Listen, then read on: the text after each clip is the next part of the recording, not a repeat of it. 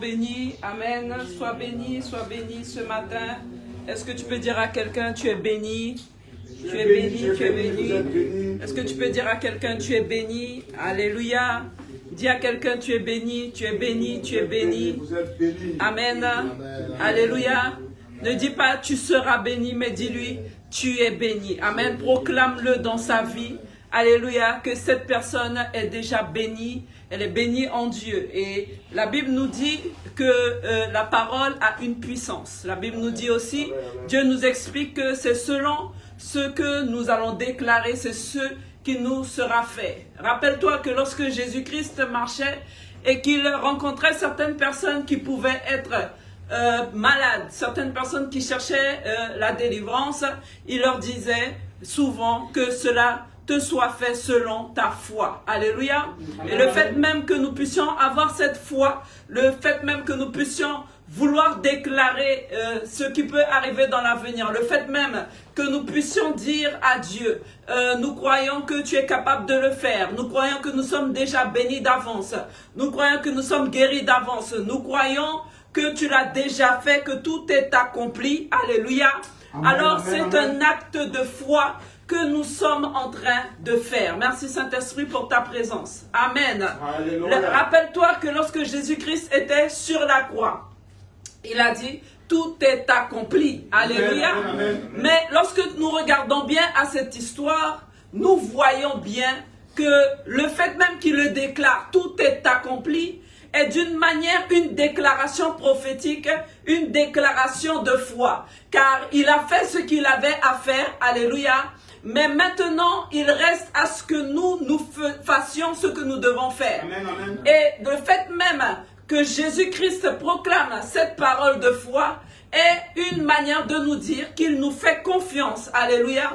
Et une manière de dire que oui, moi je suis venu, j'ai fait ma part et je crois en vous. Je crois que vous ferez ce que vous devez faire. Je crois que vous allez me faire confiance. Je crois que vous allez prendre ma parole au sérieux. Je crois que vous allez prendre mon acte au sérieux. Je crois que le fait que j'ai versé mon sang pour vous, parce que la Bible nous dit que sans le sang versé, il ne peut pas y avoir de pardon pour les péchés. Et alors que Jésus a versé son sang pour nous par la foi, en croyant, alléluia, que nous allons suivre ce que lui, il a fait. La Bible nous dit qu'il a fait les choses par la foi et il s'attend à ce que nous-mêmes nous fassions les choses par la foi, à ce que nous marchions après lui par la foi, à ce que nous regardions à cet acte de la croix par la foi, à ce que nous regardions à ce sang versé par la foi, à ce que nous marchions dans ses pas par la foi, à ce que nous croyons en ses paroles par la foi, à ce que nous croyons qu'il est parti nous préparer une place par la foi. Alors, même comme nous n'avons pas vu, nous n'étions pas dans cette génération, nous n'étions pas au pied de la croix comme Marie, mais nous croyons en ses paroles, nous croyons à cette parole où il dit tout est accompli. Amen, amen, tout est accompli parce que je le crois que mon Père a déjà tout fait.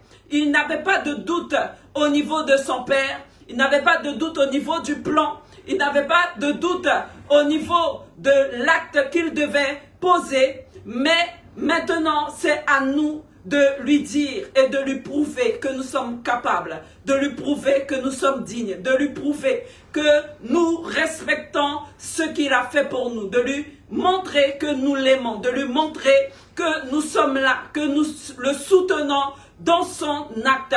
Parce que le diable est en train, pour certains, de se frotter les mains et de dire, voilà, tu as donné ta vie, amen, pour une telle ou pour un tel, mais elle ne veut pas te suivre. Rappelle-toi, lorsque Job était en train de passer par cette épreuve douloureuse, la Bible nous dit que le diable, après d'avoir fait le tour sur la terre, vint devant Dieu et lui dit, vois, ton serviteur Job, il est en train de se réjouir de cette vie, mais c'est parce que tu le bénis. Et à Dieu de dire non. Alléluia. Mon serviteur Job ne m'aime pas parce que je le bénis tout simplement, mais il m'aime parce qu'il m'appartient réellement. Alléluia. Est-ce que Dieu peut dire cela de toi ce matin? Est-ce que Dieu peut le déclarer tout simplement en disant, je sais que ma servante et mon serviteur le fait. Il va dans le bâtiment le matin pour aller me louer, pour aller m'adorer, parce qu'il m'aime sincèrement. Alléluia. Et il me sert parce qu'il m'aime sincèrement. Il ne m'aime pas parce que je le bénis, mais il m'aime sincèrement. Il me fait confiance sincèrement. Il marche après moi sincèrement. Est-ce que Dieu peut dire cela de toi ce matin? Jésus pouvait le déclarer lui-même. Le Père m'aime parce que je donne ma vie moi-même. Personne ne me force à le faire. Personne ne me demande de le faire. Je donne ma vie moi-même et j'ai la capacité de la reprendre. Alors aujourd'hui, nous devons être une telle personne comme l'a fait Jésus-Christ de Nazareth et marcher comme il l'a fait. Par la foi, nous pouvons déclarer les choses et de dire, oui, je le crois. Je crois à l'œuvre de la croix. Je crois à ce sang versé pour moi. Je crois que cela va me permettre d'acquérir le salut. Je crois que Dieu est celui qui garde mon âme. Je crois que rien ne va m'empêcher, rien ne pourra s'opposer à mon avenir spirituel. Et si tu le déclares dans ta vie en disant, je suis déjà béni, je suis déjà caché en Christ, je marche dans les pas du Seigneur, je suis couvert par le sang de l'agneau, rien ne pourra m'abattre, je serai inébranlable, indestructible, indéfaillible tant que le Seigneur sera dans ma vie. Et je ferai tout ce qu'il faut pour pouvoir marcher dans cette parole qu'il a dite. Tout est accompli parce que je le crois. Il l'a fait par la foi. Il a regardé à nos vies, même quand il ne nous connaissait pas. La Bible nous dit qu'alors que nous étions encore pécheurs, il a pris la décision de se donner. Amen. Alors que nous n'étions pas encore nés, il a pris la décision de pouvoir passer à l'acte pour pouvoir nous sauver. Alléluia. Et cela est une grande preuve d'amour de la part de notre Seigneur, de pouvoir aller et faire quelque chose pour quelqu'un que tu ne connais pas. Amen. Si nous aurions dû le faire nous-mêmes en tant qu'êtres humains, peut-être que nous ne l'aurions pas fait. Mais lui a eu, alléluia, cet amour, cette bonté, cette miséricorde de pouvoir aller jusqu'à la croix pour ne plus avoir à laisser son peuple dans l'esclavage. Il a vu comme le Père était très, je ne vais pas dire angoissé, mais le Père se minait par rapport à cette situation de fait de pouvoir avoir à aller et offrir tant de sacrifices en même temps, à aller voir le sacrificateur, à faire toutes ces choses religieuses pour pouvoir être sauvé.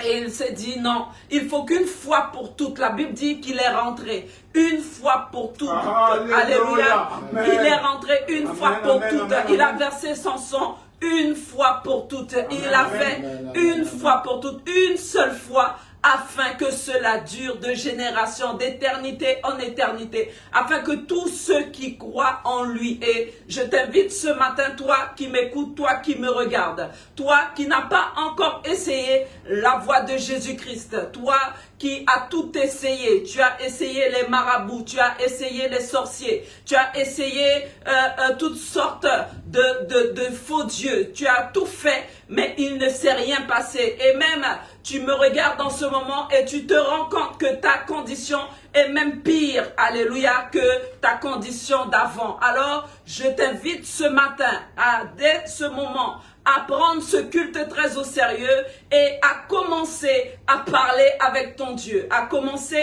à dire, Seigneur, j'entends parler de toi et je crois que tu es Dieu, je crois que tu existes, je le proclame par la foi, je veux être ton enfant, je veux que tu viennes dans ma vie, je veux que tu inscrives mon nom dans ton livre de vie. Je veux sortir du livre de la mort de l'ennemi et je veux avoir une place auprès de toi. Et bien-aimé, laisse-moi te dire qu'il entendra ta prière. Il n'y a rien d'autre qui fait tant plaisir au ciel, au Seigneur, qu'une âme qui est sauvée. La Bible nous dit que lorsque Pierre alla dans la maison de Corneille et qu'il a vu l'Esprit de Dieu descendre sur des personnes qui n'étaient même pas converties au Seigneur, des personnes qu'il a dû, alléluia, juste en entendant la parole prêcher, l'Esprit de Dieu descendit sur eux, alléluia, et ensuite il fut baptisé. Amen. La Bible nous dit que Pierre, sortant de là,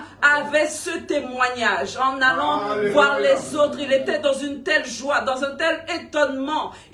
C'était effarant de voir comment Dieu pouvait toucher des personnes païennes, comment Dieu pouvait aller dans la maison de quelqu'un qu'on n'aurait même pas imaginé, amen, qui se serait converti. C'est pourquoi ne porte pas de jugement sur celui que tu vois en face de toi, car tu ne sais pas ce que Dieu est capable de faire. Alors, il sortit de là dans la joie et en racontant cela aux autres disciples qui étaient aussi étonnés et qui se disaient, mais qu'est-ce qu'il nous raconte là? Non, mais le Seigneur s'occupe de nous. Le Seigneur a son peuple.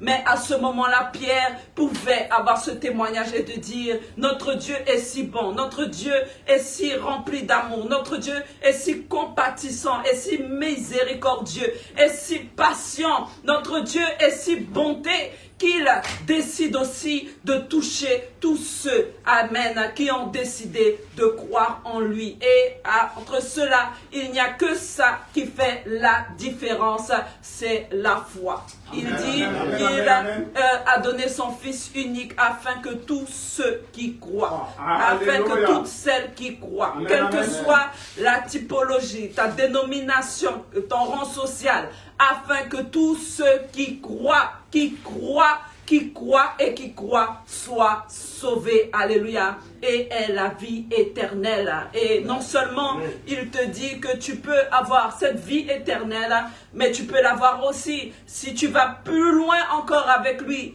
Dans le service, si tu es capable d'abandonner les choses, il te dit que tu vivras une vie d'abondance sur la terre, alléluia, et tu la vivras aussi au ciel.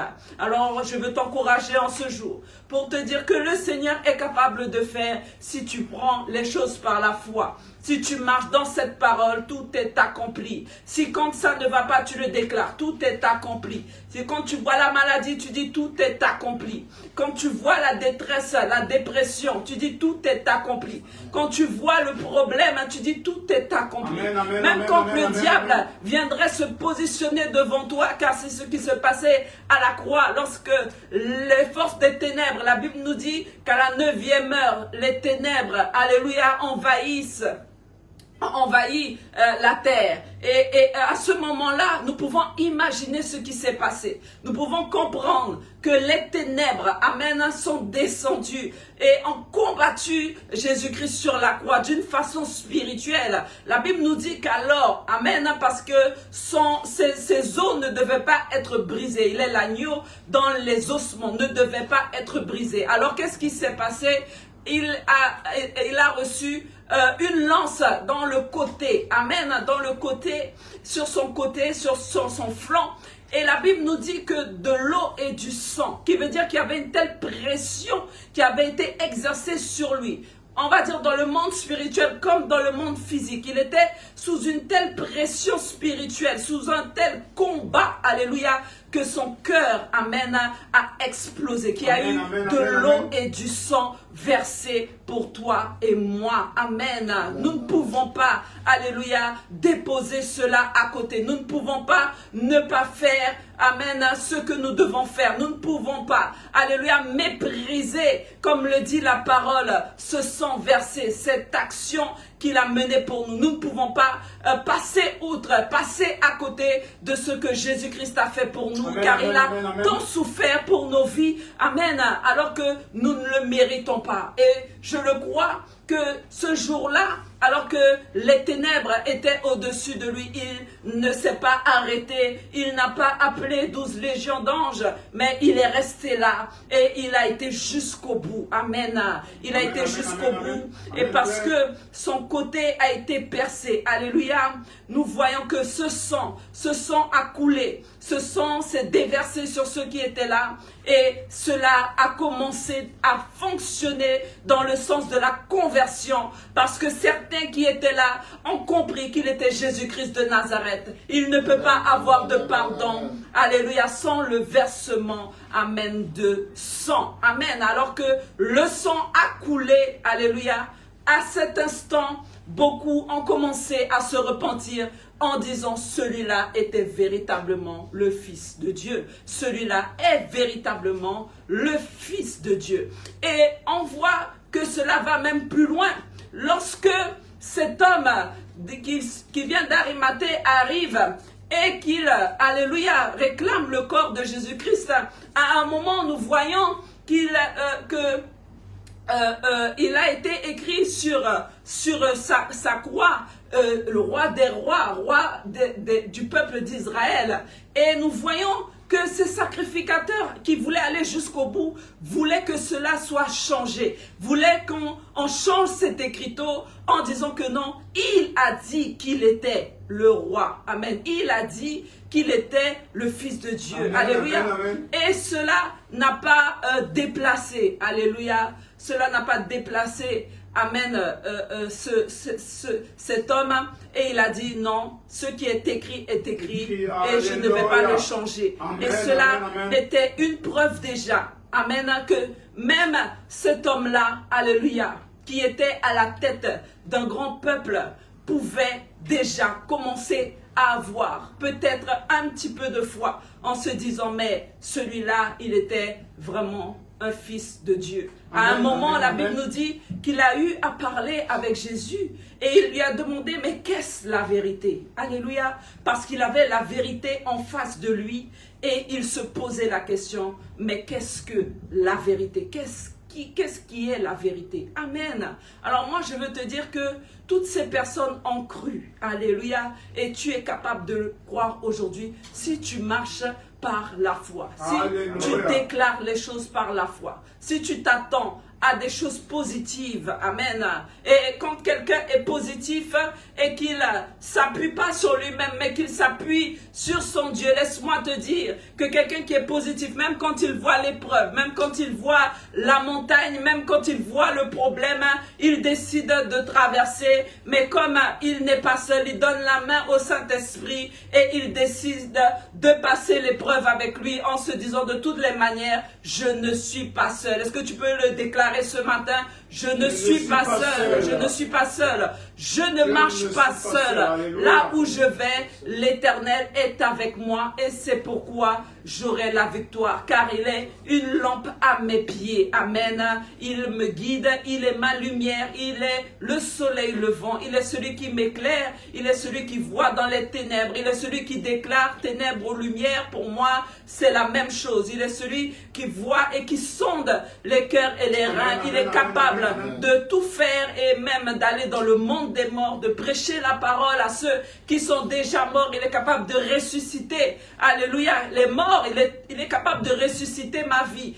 Tout ce qui n'allait pas est entre ses mains et je le déclare ce matin, tout est accompli. Alléluia. Amen. Alors soyons bénis ce matin par cet encouragement. Alléluia. Soyons bénis par cette parole que Dieu nous donne ce matin de pouvoir regarder à l'œuvre de la croix, de pouvoir regarder à ce sang versé, de pouvoir regarder à ces paroles proclamées par Jésus-Christ, là où il était à un instant en train de dire et de déclarer d'une manière un peu douteuse, si on peut le dire ainsi, Eli, Eli sabachthani, mon Dieu, pourquoi m'as-tu abandonné? Et d'un coup, il fut, alléluia, transformé, amen, après 3 jours lorsqu'il a commencé à les apparitions, il a commencé à apparaître à ses disciples, il était transformé, alléluia, il y avait une telle gloire sur lui et il est passé,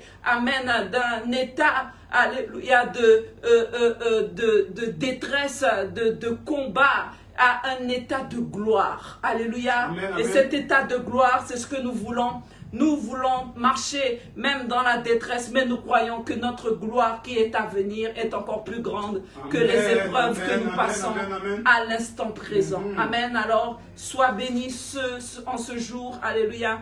Et que la main de l'Éternel soit sur toi. Amen. Alléluia. Alors, nous allons être rapides aujourd'hui, je le pense. Amen. Avec ce message, Esprit de Dieu, nous te rendons grâce. Nous te disons merci pour ton amour. Merci pour ta présence, Seigneur. Merci pour ta bonté, ta fidélité. Merci pour tout ce que tu nous donnes encore aujourd'hui. Merci pour ta parole, ces enseignements éternels. Merci, Saint-Esprit, de ce que tu nous guides, de ce que tu nous parles. Que ma bouche soit ta bouche et que toi, tu enseignes ton peuple et que tu nous enseignes, nous aussi, au nom de Jésus. Amen et Amen. Alléluia. Amen. Dieu cherche un homme. La Bible dit que Dieu cherche une personne qui va être disponible, une personne qui va prendre le temps de se mettre à part pour le Seigneur. Une personne qui va décider de passer d'un état à un autre. Une personne qui va décider de passer d'un état à un autre. Dans ce que je veux dire, c'est ce que l'apôtre a déclaré tout à l'heure. Il faut que nous arrivions, et je lui disais cela à quelqu'un hier même, j'étais en train d'encourager une personne en lui disant, il faut que tu changes de cap. Amen. Il faut que tu sortes de ta zone de confort. Alléluia. Il faut que tu sortes, alléluia, de là où tu es. Amen. Et que tu décides d'aller plus loin. Il faut que tu cherches, amen, à sortir de l'état de je veux, de l'état de donne-moi, de l'état de fais pour moi, de l'état de j'ai besoin de toi, à qu'est-ce que tu veux que je fasse pour toi. Jésus-Christ avait un tel amour que quand il s'approchait de certaines personnes qui étaient malades, il leur disait, que veux-tu que je te fasse? Alléluia. Qui veut dire que dans son immense bonté et dans son immense amour, il y avait une telle profondeur de choses. Qui veut dire que comme Dieu est éternel, il a tout en lui. Il a la guérison, il a la délivrance, il a l'amour, il a le fruit de l'esprit, il a tout ce dont un être humain peut avoir besoin. Et voici comme quelqu'un qui vient avec un sac rempli de bienfaits, rempli de cadeaux, rempli de bonnes choses, et il te dit maintenant, que veux-tu que je te fasse? Qu'est-ce que tu veux que je te donne aujourd'hui? Est-ce l'amour? Est-ce la joie? Est-ce la bonté? Est-ce l'espérance? Est-ce la guérison? Que veux-tu que je te fasse? Qui veut dire qu'il était capable d'aller vers nous avec amour. Amen, amen, et amen. quand nous aimons, cela va dans les deux sens. Je veux exhorter quelqu'un aujourd'hui qui m'écoute, que quand nous disons que nous aimons, cela ne peut pas aller dans un seul sens. L'amour n'est pas de s'asseoir et de recevoir. L'amour, c'est un sacrifice qui est demandé à chaque partie. L'amour, c'est de se donner et de pouvoir, amen, recevoir de l'autre. Si quelqu'un passe son temps à donner et ne reçoit rien, à un moment, comme le disait l'apôtre, il va avoir calage. Mais si nous sommes décidés à nous aimer, nous allons faire les choses naturellement. Et même combien cela nous coûterait, nous le ferons parce que nous savons que c'est pour le bien de l'autre. Même quand nous savons que nous allons souffrir en le faisant, nous savons que cela va nous coûter peut-être même notre vie comme l'a fait Jésus-Christ.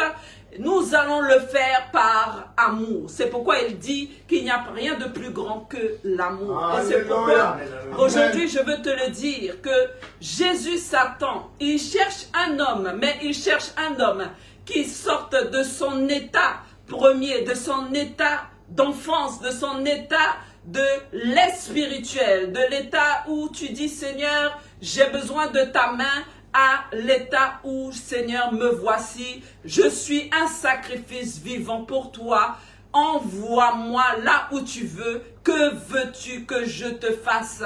Que veux-tu que je fasse pour toi? Qu'est-ce qui t'intéresse? Quel est ton plan? Quels sont parfois lorsque nous sommes sommes avec quelqu'un, je parle des couples ou même je parle d'amitié. Tu peux avoir une amitié ou tu peux être avec quelqu'un et ne pas t'intéresser à la vie de l'autre. Alléluia.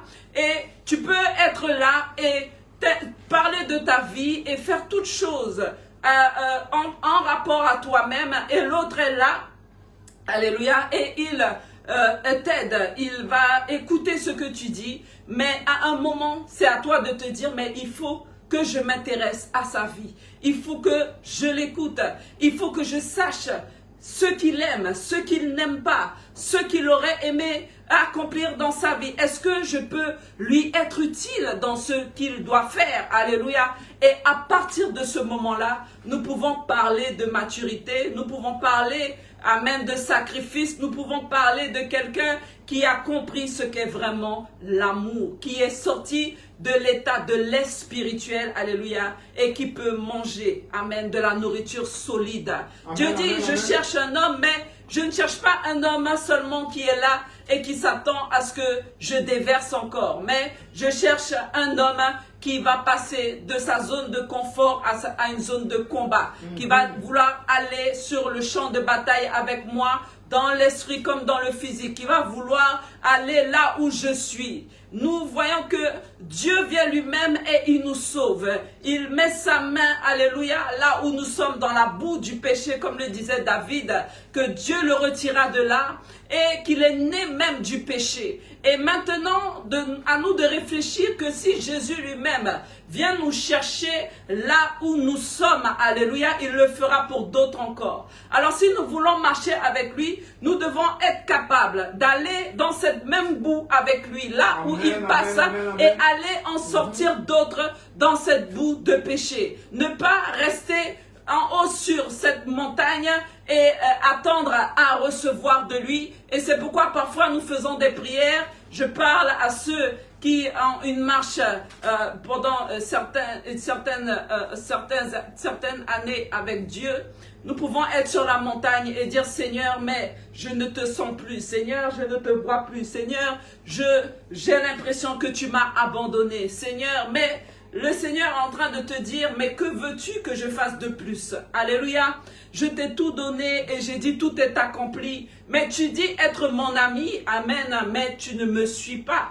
Tu dis être mon ami, mais tu n'es pas là où je suis. Tu dis être mon ami, tu dis m'aimer, mais tu ne vas pas dans la boue, là où sont les autres, là où je suis en train de travailler. Tu n'es pas sur le même champ de bataille. Tu n'es pas sur le terrain, là où je me tiens. Tu es quelque part d'autre et tu t'attends à ce que je continue à m'occuper de toi alors que tu sais déjà marcher, alors que tu sais déjà boire, alors que tu n'as plus besoin des premiers soins. Vous savez, quand quelqu'un est malade et qu'on l'emmène aux urgences, il y a les premiers soins que nous devons donner à cette personne, les soins d'urgence, afin que cette personne puisse ne plus être dans un état, alléluia, où il pourrait passer à trépas. Donc, il y a ces premiers soins qu'on va lui donner afin qu'il puisse vivre, afin qu'il soit oxygéné, afin qu'il soit opéré d'urgence, qu'on enlève si c'est quelque chose où il a pris une balle, qu'on enlève ce qui ne va pas, qu'on fasse une opération. Et ensuite, nous allons maintenant sortir cette personne de là où elle est, de la salle d'opération, pour la mettre dans une salle d'observation, puis dans une salle de repos. Alléluia. Et à ce moment-là, le chirurgien n'est plus là. Amen. Le chirurgien va passer et aller ailleurs. Alléluia. Et va chercher ceux qui sont en train de se faire tirer dessus. Il va aller chercher ceux qui sont toujours, amen, dans la boue du péché, ceux qui cherchent une solution, ceux qui sont en train de se dire, je vais me suicider, ceux qui sont en train de se dire que cette vie n'a rien de bon. Il va aller les chercher. Et si toi, tu es guéri et que tu veux être là où le chirurgien est, il faut que tu connaisses son emploi du temps et que tu marches avec lui là où il est. Parce qu'il ne s'assera pas toujours avec toi dans la chambre de repos. Amen. Est-ce qu'on se comprend ce matin? Alors, je veux dire que le Seigneur s'attend à ce qu'une personne se lève, et je le proclame ce matin, qu'après ces paroles, qu'une personne va se lever, qu'une personne va le déclarer aujourd'hui en disant, je vais me lever pour le Seigneur, je vais commencer à travailler, je vais commencer à œuvrer, je vais aller sur le terrain, j'ai assez demandé, je sais qu'il est capable de faire, je sais qu'il peut donner, je sais qu'il peut guérir, qu'il peut bénir, il a déjà fait, et s'il l'a fait, il le fera encore dans ma vie, mais l'important n'est pas moi, je ne veux pas ramener tout à moi-même, j'ai assez ramené les choses à moi-même, mais maintenant il faut que je fixe mes yeux sur les autres, il faut que j'écoute les autres, et bien-aimé, je veux te dire que quand tu écoutes les autres, alléluia, et quand tu vois la situation des autres, tu es en train de grandir spirituellement et tu apprends énormément de choses, alléluia. Alors, soyons bénis, ne restons pas fermés dans un bâtiment, car l'église n'est pas un bâtiment, mais allons vers ceux qui ont beaucoup de choses à nous apprendre, allons vers ceux qui sont comme cet homme Lazare, le pauvre qui est mort, mais pourtant qui ressemblait peut-être à rien aux yeux des hommes, mais pourtant qui était riche au ciel. Allons vers ceux qui peut-être ne roulent pas de grosses voitures et qui marchent peut-être tout simplement dans les rues, mais qui ont énormément de choses à nous apprendre. Allons vers ceux, alléluia, qui sont dans les hôpitaux, qui sont peut-être déjà âgés, et asseyons-nous avec eux un moment et nous allons voir que nous allons beaucoup apprendre. Si Dieu est capable de parler au travers d'un âne, il est capable aussi de parler au travers d'un païen, il est capable de parler au travers d'une personne qui n'est pas encore convertie. Nous avons énormément de choses à apprendre. Amen. Amen. Alors ce matin, nous allons rentrer dans notre message. Alléluia.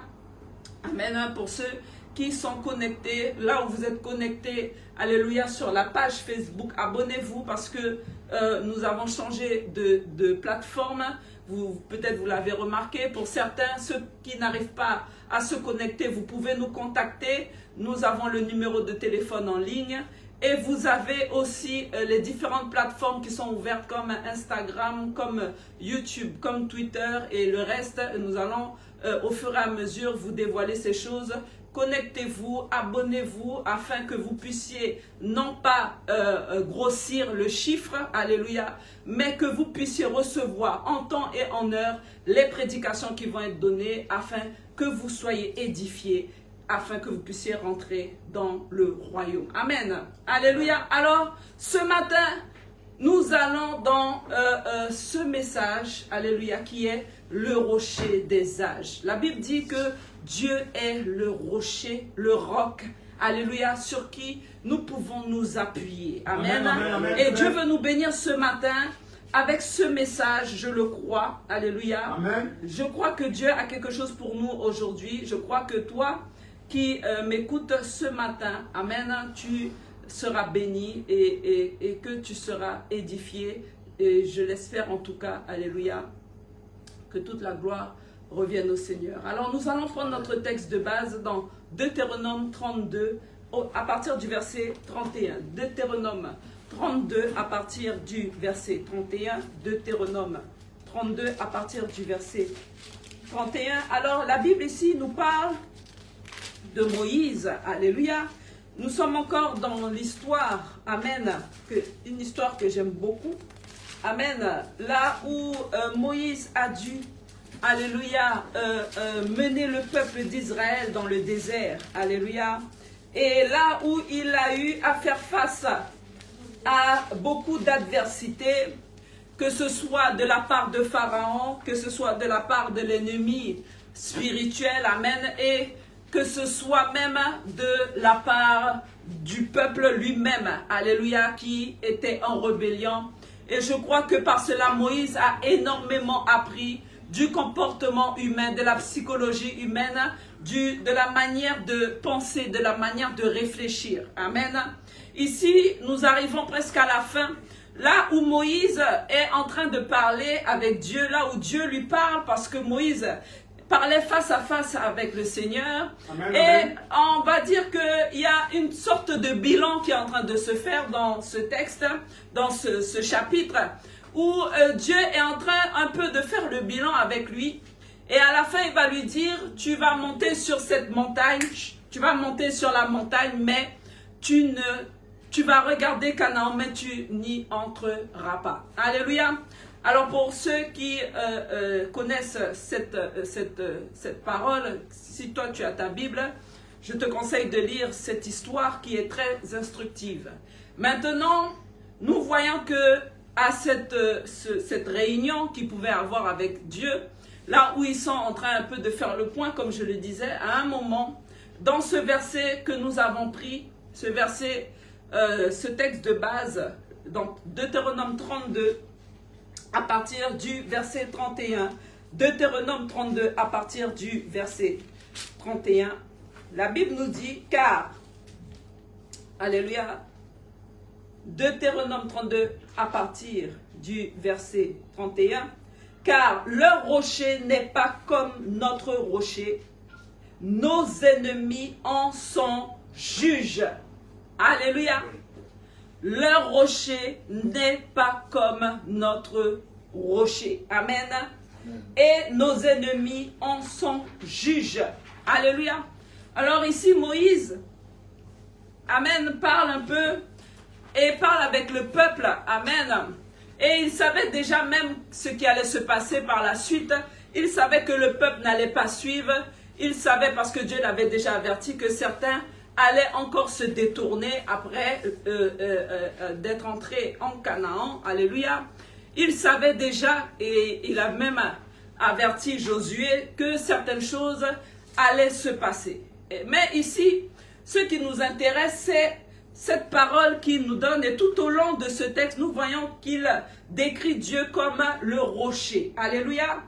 Dieu qui est ce roc. Comme nous voyons la définition de rocher, la définition nous dit que c'est quelque chose de dur, une pierre dure. Amen. Quelque chose qui est enraciné dans un terrain quelque part. Amen. Au sol, qui est bien stable. Amen. Qui est qu'on ne peut pas renverser, qu'on ne peut pas bouger. Un roc est quelque chose sur quoi, alléluia, on peut même bâtir. Il a une telle robustesse qu'on peut même, amen, y construire une maison. C'est quelque chose d'inébranlable, quelque chose même qu'on peut utiliser pour briser, pour casser quelque chose. Et c'est aussi un endroit où on peut se réfugier, alléluia, où on peut voir, parfois nous avons des grottes où nous pouvons aller nous cacher, où nous pouvons nous réfugier, nous pouvons nous placer, nous positionner au creux du rocher. Ici, nous voyons que Dieu est défini comme un rocher. Dieu est défini comme notre roc. Et il explique quelque chose de très important. Il dit, car leur rocher n'est pas comme notre rocher. Amen. Et nous voyons ici qu'il y a déjà deux choses bien distinctes. On voit qu'il y a une séparation entre leur rocher et notre rocher. Qui veut dire que si nous définissons Dieu ici comme un rocher, comme le roc, comme le rocher des âges, comme notre roc, notre fondation, nous comprenons aussi que quand il dit leur rocher, il parle des autres dieux. Alléluia. Il parle de faux dieux, car il n'y a pas d'autre dieu plus grand que Jésus-Christ de Nazareth. Alléluia. Amen, amen. Et il parle aussi de ce en quoi il croit, de ce en quoi en quoi ils ont mis leur confiance. Quand il explique leur rocher, il parle de cette foi qu'ils ont mis en leur rocher. Alléluia. Parce que nous-mêmes, nous avons mis notre foi dans notre rocher. Nous avons établi notre vie sur notre rocher. Alléluia. Nous avons bâti sur notre rocher. Tout ce que nous avons planifié de faire, c'est avec notre rocher. Et eux-mêmes aussi, ils ont leur rocher. Donc, il fait bien la différence. Et nous allons remonter dans Deutéronome 32 à partir du verset 4, toujours dans le même chapitre, Deutéronome 32 à partir du verset 4. Deutéronome 32 à partir du verset 4. On peut même commencer à partir du verset 1. Cieux, prêtez l'oreille et je parlerai. Terre, écoutez les paroles de ma bouche. Alors, nous voyons que c'est Moïse qui parle. Alléluia. De la part du Seigneur. Que mes instructions se répandent comme la pluie. Que ma parole tombe comme la rosée, comme les ondées sur la verdure, comme des gouttes d'eau sur l'herbe. Car je proclamerai le nom de l'Éternel. Rendez gloire à notre Dieu. Et à partir du verset 4, il dit, il est le rocher. Donc il explique qu'il est le seul rocher. Le rocher. Il n'y en a pas d'autre. Il est le rocher. Amen. Et il dit, ses œuvres sont parfaites. À part de quelque autre rocher qui pourrait y avoir, il est le seul. Et il est le seul qui a des œuvres aussi parfaite, aussi magnifique, aussi manifeste. Il a des œuvres qui sont parfaites, car toutes ses voies sont justes. Avant de s'adresser au peuple d'Israël, il pouvait d'abord définir qui était son Dieu. Il devait d'abord élever son roi. Il devait d'abord adorer son Dieu au travers de la parole et de dire que nous avons un rocher et il est le seul et tout ce qu'il fait est bon. Nous ne pouvons pas nous plaindre de lui, nous ne pouvons pas pointer du doigt sur lui, nous ne pouvons pas lui jeter la faute, nous ne pouvons pas dire qu'il est un Dieu menteur, nous ne pouvons rien faire. Car ses œuvres sont parfaites. Alléluia. Ses œuvres sont parfaites et toutes ses voies sont justes. Il est le Dieu de justice. Il est le véritable, le merveilleux conseiller. Il est celui même qu'on appelle fidèle et véritable.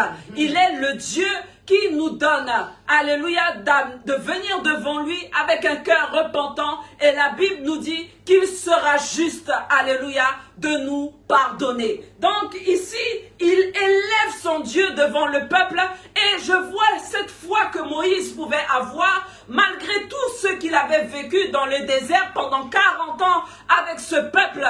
Il pouvait même se dire qu'en allant parler avec ce peuple, il ne devait pas montrer une once de doute.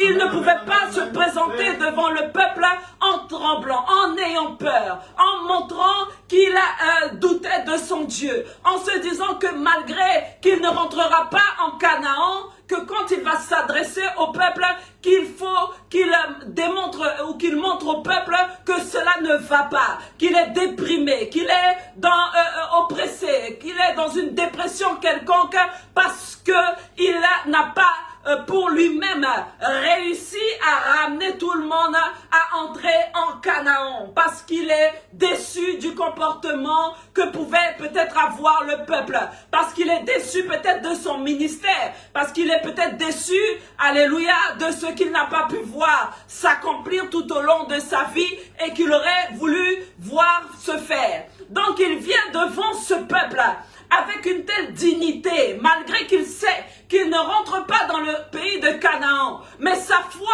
et son amour étaient en Dieu et non sur le matériel.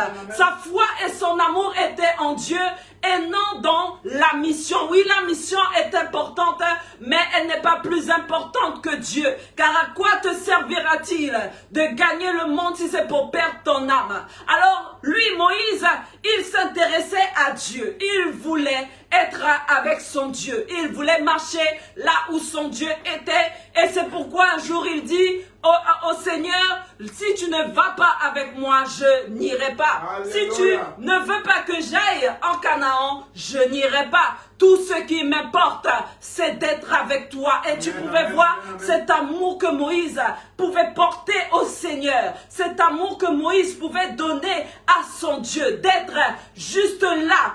Et devant ce peuple encore récalcitrant. Et devant ce peuple, même cette nouvelle génération qui était là devant lui et qu'il savait qu'il n'allait pas tenir. Cette génération qui avait reçu la bonne semence, mais qui avait aussi cette mauvaise semence que l'ennemi avait laissée tout au long de la marche dans le désert. Alors, à ce moment, il se tient dignement et il élève la voix devant ce peuple avec amour, avec sagesse. Il était d'une manière tranquille, avec paix et calme, et il parle au peuple d'Israël en leur disant que son Dieu est bon. Son Dieu est un rocher. Les œuvres de son Dieu sont parfaites. Tout ce qu'il fait est juste. Et il sait pourquoi il l'a fait comme ça. Et il sait pourquoi certains n'y sont pas arrivés. Et il sait pourquoi la vie de d'autres sont d'une telle manière. Il sait pourquoi nous avons dû faire 40 ans. Il a la science infuse, il a toute la science, il est le Dieu qui a tout créé. Donc il sait tout ce qu'il fait et je n'irai pas au-delà de sa parole, ni au-delà de ce que moi-même j'aurais voulu faire. Alléluia. Donc il se tient là, toujours fidèle à son Dieu. Et il dit, car toutes ses voies sont justes. Amen. C'est un Dieu fidèle et sans iniquité. En lui, il n'y a pas de péché. C'est un Dieu qui nous a accompagnés pendant 40 ans dans le désert. C'est un Dieu qui a été inébranlable. C'est un Dieu qui ne nous a pas abandonnés. C'est un Dieu qui, même lorsque nous avions à combattre nos adversaires et que nous avions perdu, c'était de notre faute. C'était une façon de nous enseigner quelque chose. C'était une manière de nous dire, l'un d'entre vous est en train de faire une bêtise. L'un d'entre vous va emmener tout le monde à la perdition. Amen. Tout ce qu'il faisait était dans une forme d'instruction, dans une forme pour pouvoir emmener le reste au salut. Et lorsqu'il pouvait écarter certains, amen, du camp pour pouvoir les punir, on va dire, d'une telle manière, c'était parce qu'il voulait aussi épargner les autres, parce qu'il ne voulait pas que cette mauvaise semence se répande dans la vie et dans le cœur des autres. Donc il dit, c'est un Dieu fidèle. Il nous a accompagnés dans les bons et dans les mauvais moments. Il n'a pas abandonné son peuple. Il n'a pas couru, il ne s'est pas défilé. Il ne s'est pas détourné, malgré la désobéissance, malgré la manière, le comportement, malgré le rejet qu'il y avait de la part de certains envers lui, il est toujours resté fidèle. Amen, amen, amen, amen. Alléluia. Amen. Il est resté là. Il est resté avec ceux, amen, qui voulaient. Alléluia. Parce que Dieu fonctionne ainsi. Dieu n'abandonne pas tout le monde. Amen. Il marche avec celui qui veut. Il marche avec celui qui persévère. Avec celui qui veut continuer avec lui. Alors il était là, même quand il y avait bataille, même quand il y avait plainte, même quand il y avait amertume, même quand il y avait représailles, même quand il y avait rébellion envers Moïse, même quand il se rebellait et voulait même le tuer, il était là. Alléluia. Amen, comme un rocher, amen, bien ancré, alléluia, bien positionné, il ne bouge pas, il est inébranlable et il est posé, il sait ce qu'il fait et rien ne le fait peur. Alléluia. Amen, donc c'est un Dieu fidèle, sans iniquité. Amen, alléluia. Amen. Il ne pêche pas, il ne peut pas pécher. Le péché n'est point en lui. Alléluia. Et c'est d'ailleurs parce qu'il a compris, amen, qu'il fallait que nous comprenions ce qu'est le péché, qu'il établit des lois. Parce que lui-même pouvait détecter le péché. Il pouvait nous montrer ce qu'était péché alors que nous-mêmes, nous ne le savions pas. Donc il pouvait maintenant écrire des lois et dire que telle chose était péché au cas où tu ne le saurais pas. Telle chose ne se fait pas. Telle chose n'est pas envisageable. Alléluia. Et alors il continue en disant, il est juste et il est droit. Alléluia. Il est juste, il est droit, point, il n'y a rien à en redire, il n'y a rien à y rajouter, il est juste et il est droit. Amen, et ensuite, amen, au verset 5, il dit, ils se sont corrompus. Amen. À lui n'est point la faute. Voilà la foi que Moïse pouvait avoir. Moïse n'a pas regardé au peuple. Moïse ne s'est pas calqué au peuple. Moïse n'a pas abandonné son Dieu pour pouvoir faire comme le peuple.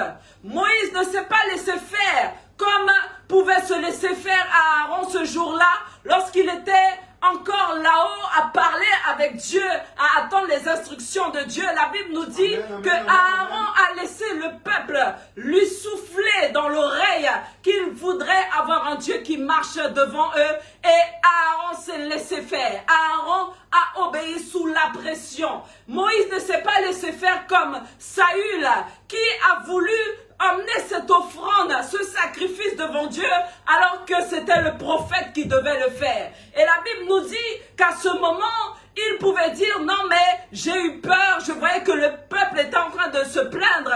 Alors j'ai cédé et j'ai fait de quoi le plaire. Moïse n'a pas fait les choses pour plaire au peuple.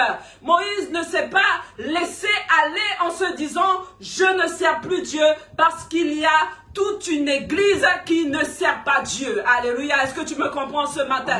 J'arrête de servir Dieu parce que toute une assemblée a arrêté de servir Dieu. Parce que toute une église a décidé de ne pas servir Dieu. Parce que certaines personnes se sont détournées de moi. Parce que certaines personnes ont fait des clans et sont venues en disant, est-ce que tu penses que Dieu ne parle qu'à toi? Alléluia. Parce que certaines personnes se sont rebellées en disant que Moïse et Aaron croyaient qu'ils avaient la science infuse et que c'était à eux Dieu, à eux seuls qu'appartenait la gloire, la puissance et le reste. Alléluia. Moïse ne s'est pas arrêté à ces choses-là.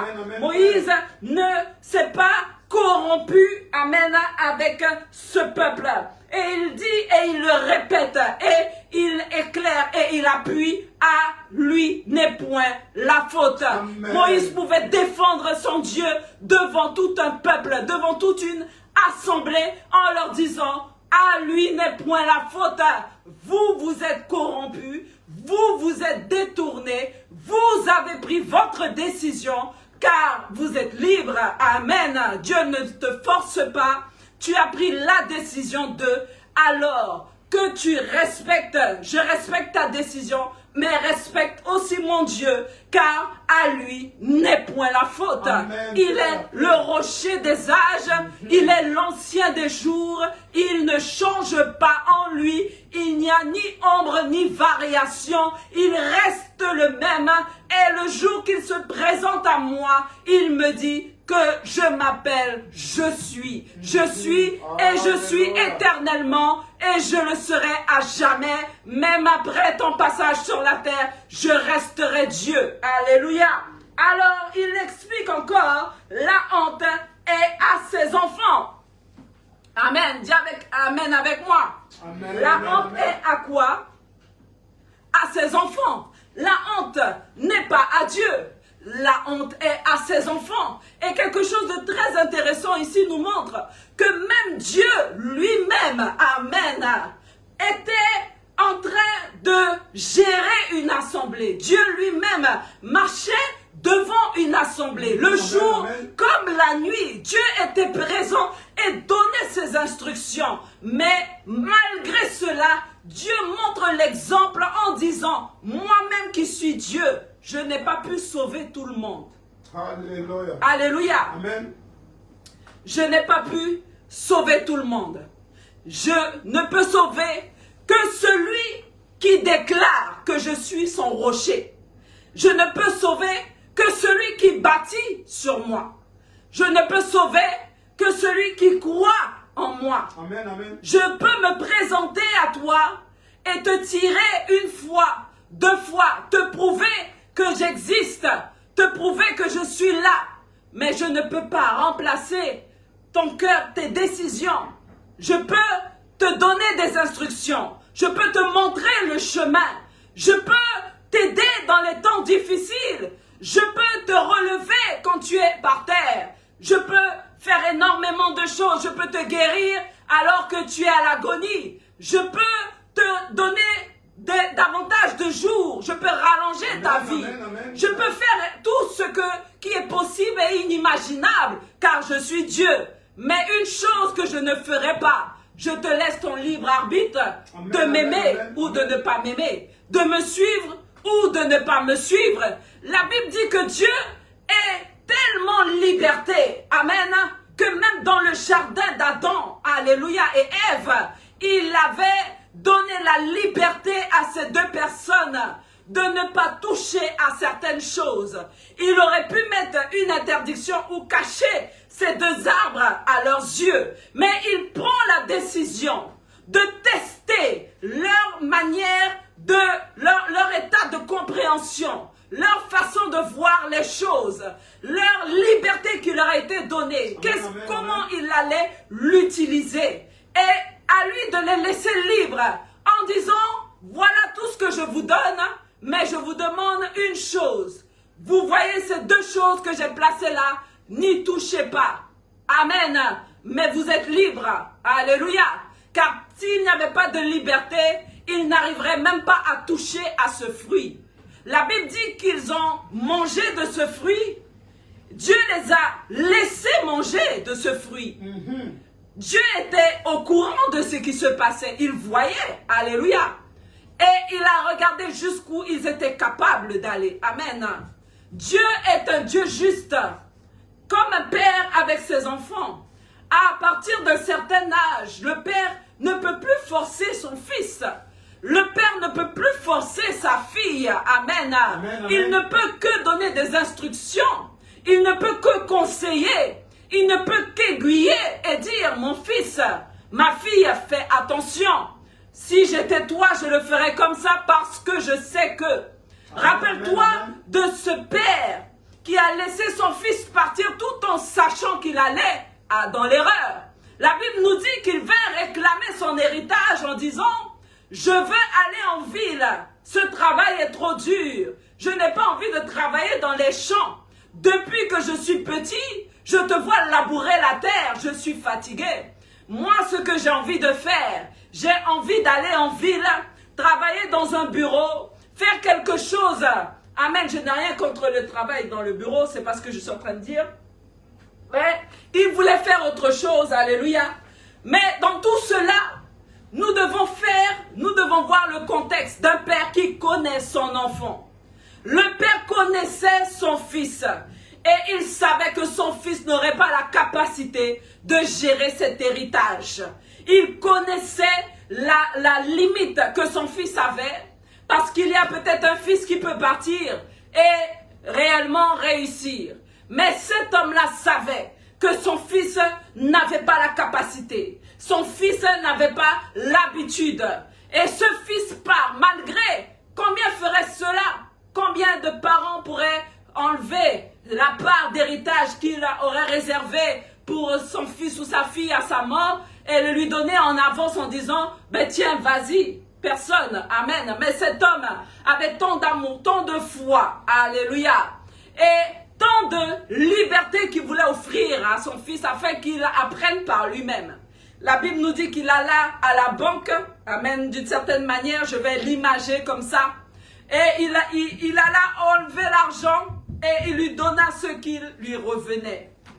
Et maintenant, à cet enfant d'aller en ville et de dilapider cet argent. D'utiliser cet argent avec des prostituées, d'utiliser cet argent et de le dépenser de n'importe quelle manière. Jusqu'à ce qu'un jour, cet enfant se rencontre de là où il est sorti et de la liberté qu'on lui avait donnée, de la liberté qui lui avait été offerte. Et je dirais même qu'il pourrait même être dans la culpabilité de savoir que son père, malgré que son père, et il va se dire, mais je sais que mon père savait que j'allais faire n'importe quoi. Mais mon père m'a quand même laissé le libre arbitre. Il m'a quand même donné l'argent et je suis parti avec. Et il savait aussi que j'allais revenir. Parce que la Bible nous dit que cet enfant est revenu vers son père, mais que son père l'attendait.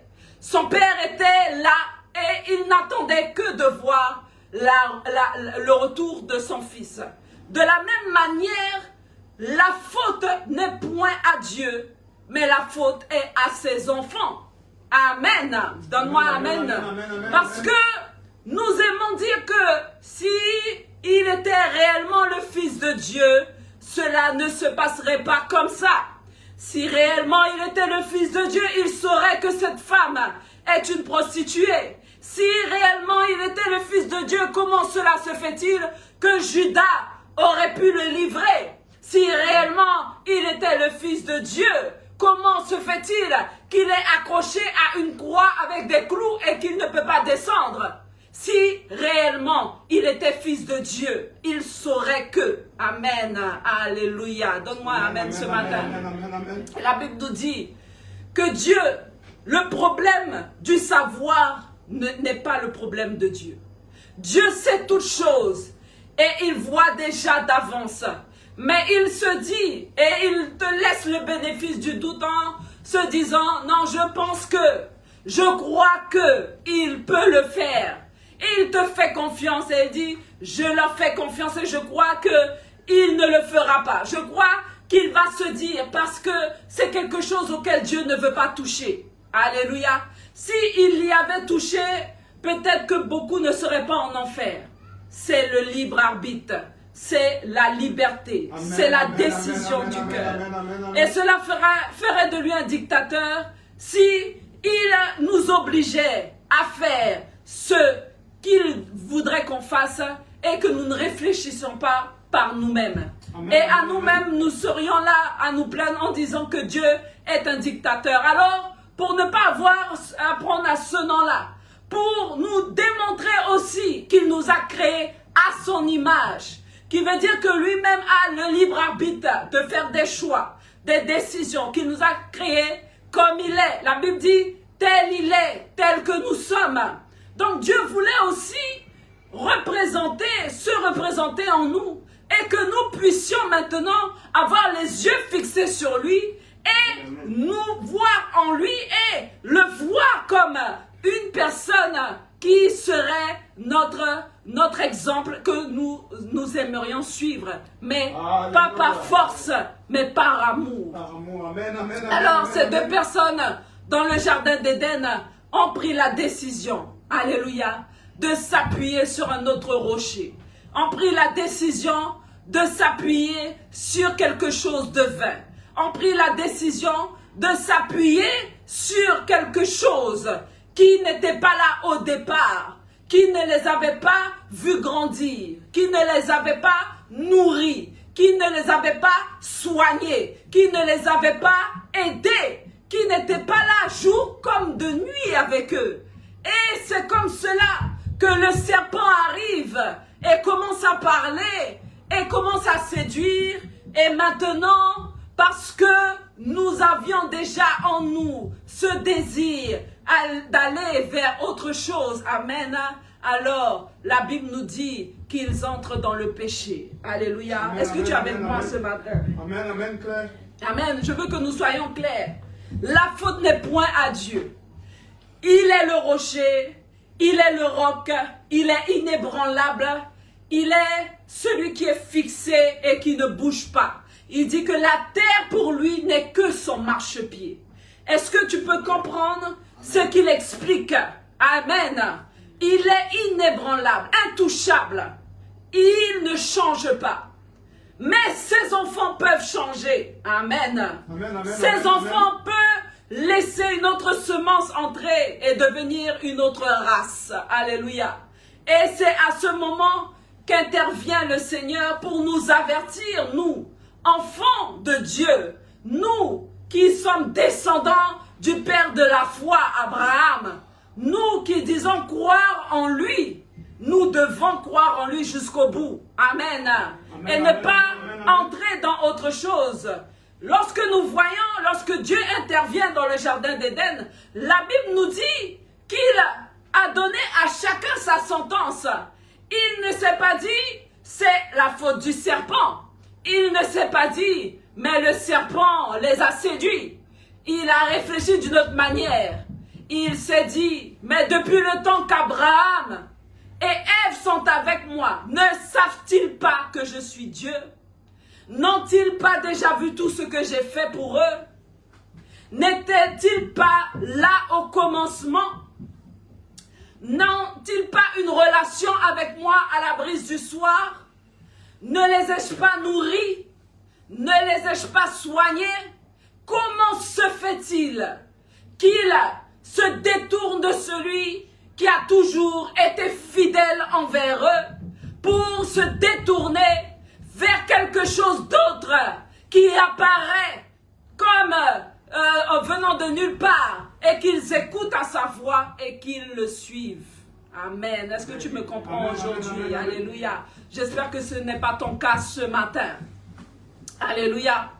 Et maintenant à Moïse de faire cette prédication, de sortir ce cantique devant le peuple d'Israël.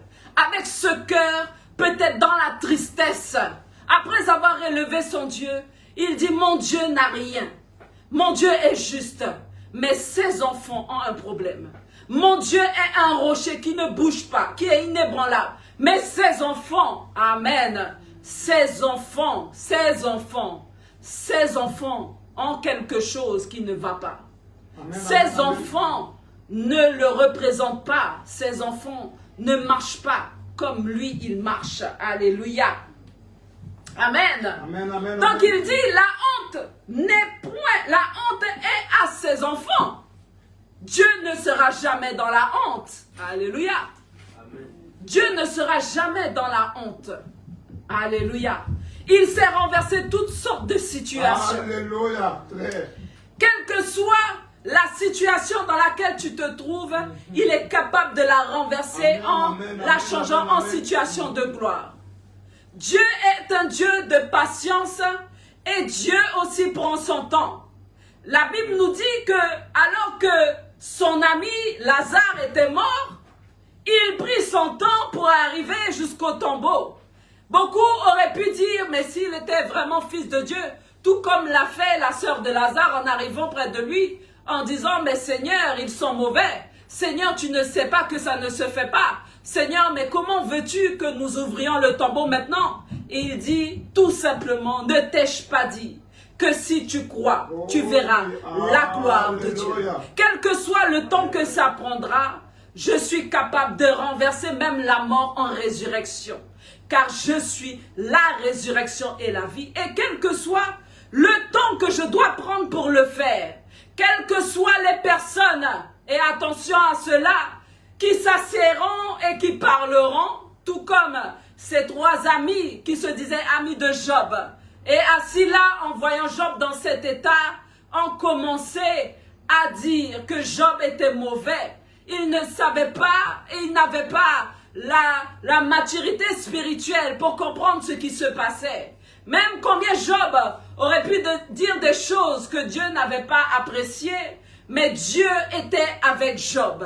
Dieu a pris son temps pendant quelques mois et a regardé et observé non pas seulement Job qui était dans le problème, mais l'entourage de Job, la manière de se comporter des autres, car il a placé un signe au milieu d'un peuple, d'une maison, d'une ville, d'un pays, quelqu'un de très connu, quelqu'un que tout le monde savait qu'il était droit, qu'il était juste, qu'il faisait des offrandes.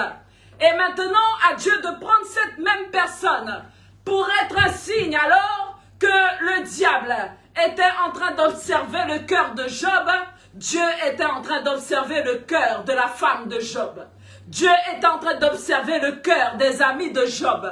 Dieu était en train d'observer la ville dans laquelle Job vivait. Dieu était en train d'observer ce pays dans lequel il résidait. Dieu voyait qui était compatissant. Dieu voyait qui était capable, amen, de pouvoir continuer à marcher dans la foi et de s'approcher de Job en disant, je crois que Dieu va le faire.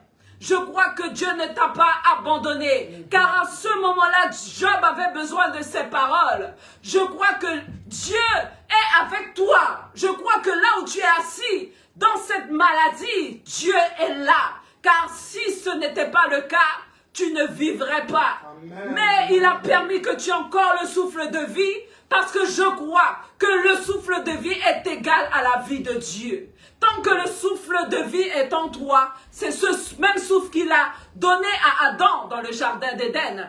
Donc je crois que ce souffle est en toi, et je crois que Dieu est encore avec toi. Amen, amen. Et Job avait besoin d'entendre ces paroles, de la même manière que Dieu avait besoin de voir la réaction de ce peuple autour de Job, et de se dire, est-ce que ces gens sont vraiment à moi? Et la Bible nous dit que les 3 amis de Job n'ont été bénis que quand Job a prié pour eux. Alléluia. Je suis en train de te démontrer qu'il ne faut pas regarder et marcher par la vue, mais il faut t'appuyer sur ce que Dieu dit, sur le rocher des âges. La honte n'est point à ses enfants. Nous ne pouvons pas suivre une troupe parce que la troupe s'éloigne et que tu trouves que c'est une masse, tu trouves qu'elle est en majorité et tu marches après cette troupe. Vois-tu, quand tu regardes l'attitude d'un mouton, la Bible dit pourquoi nous parlons des moutons à chaque fois, que tu suis l'autre comme un mouton. Est-ce que tu sais que quand un mouton se déplace, même quand il irait se prendre dans des barbelés, les autres le suivraient. Même quand il irait pour tomber dans un ravin ou autre, les autres sont capables de le suivre sans chercher à comprendre.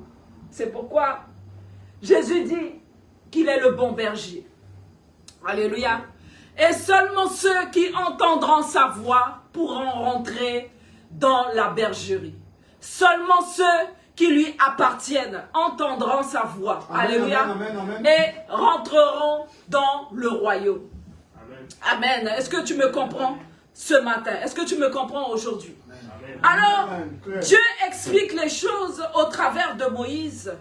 Et Dieu se plaît en Moïse en entendant cette parole. Là où il dit, la honte n'est point à ses enfants. Je veux dire à quelqu'un, tu as longtemps prié par rapport à certaines situations.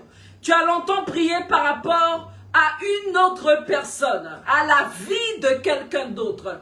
Je ne suis pas en train de te dire que la personne est mauvaise, mais je suis juste en train de te dire, alléluia, que la décision ne vient que par elle-même.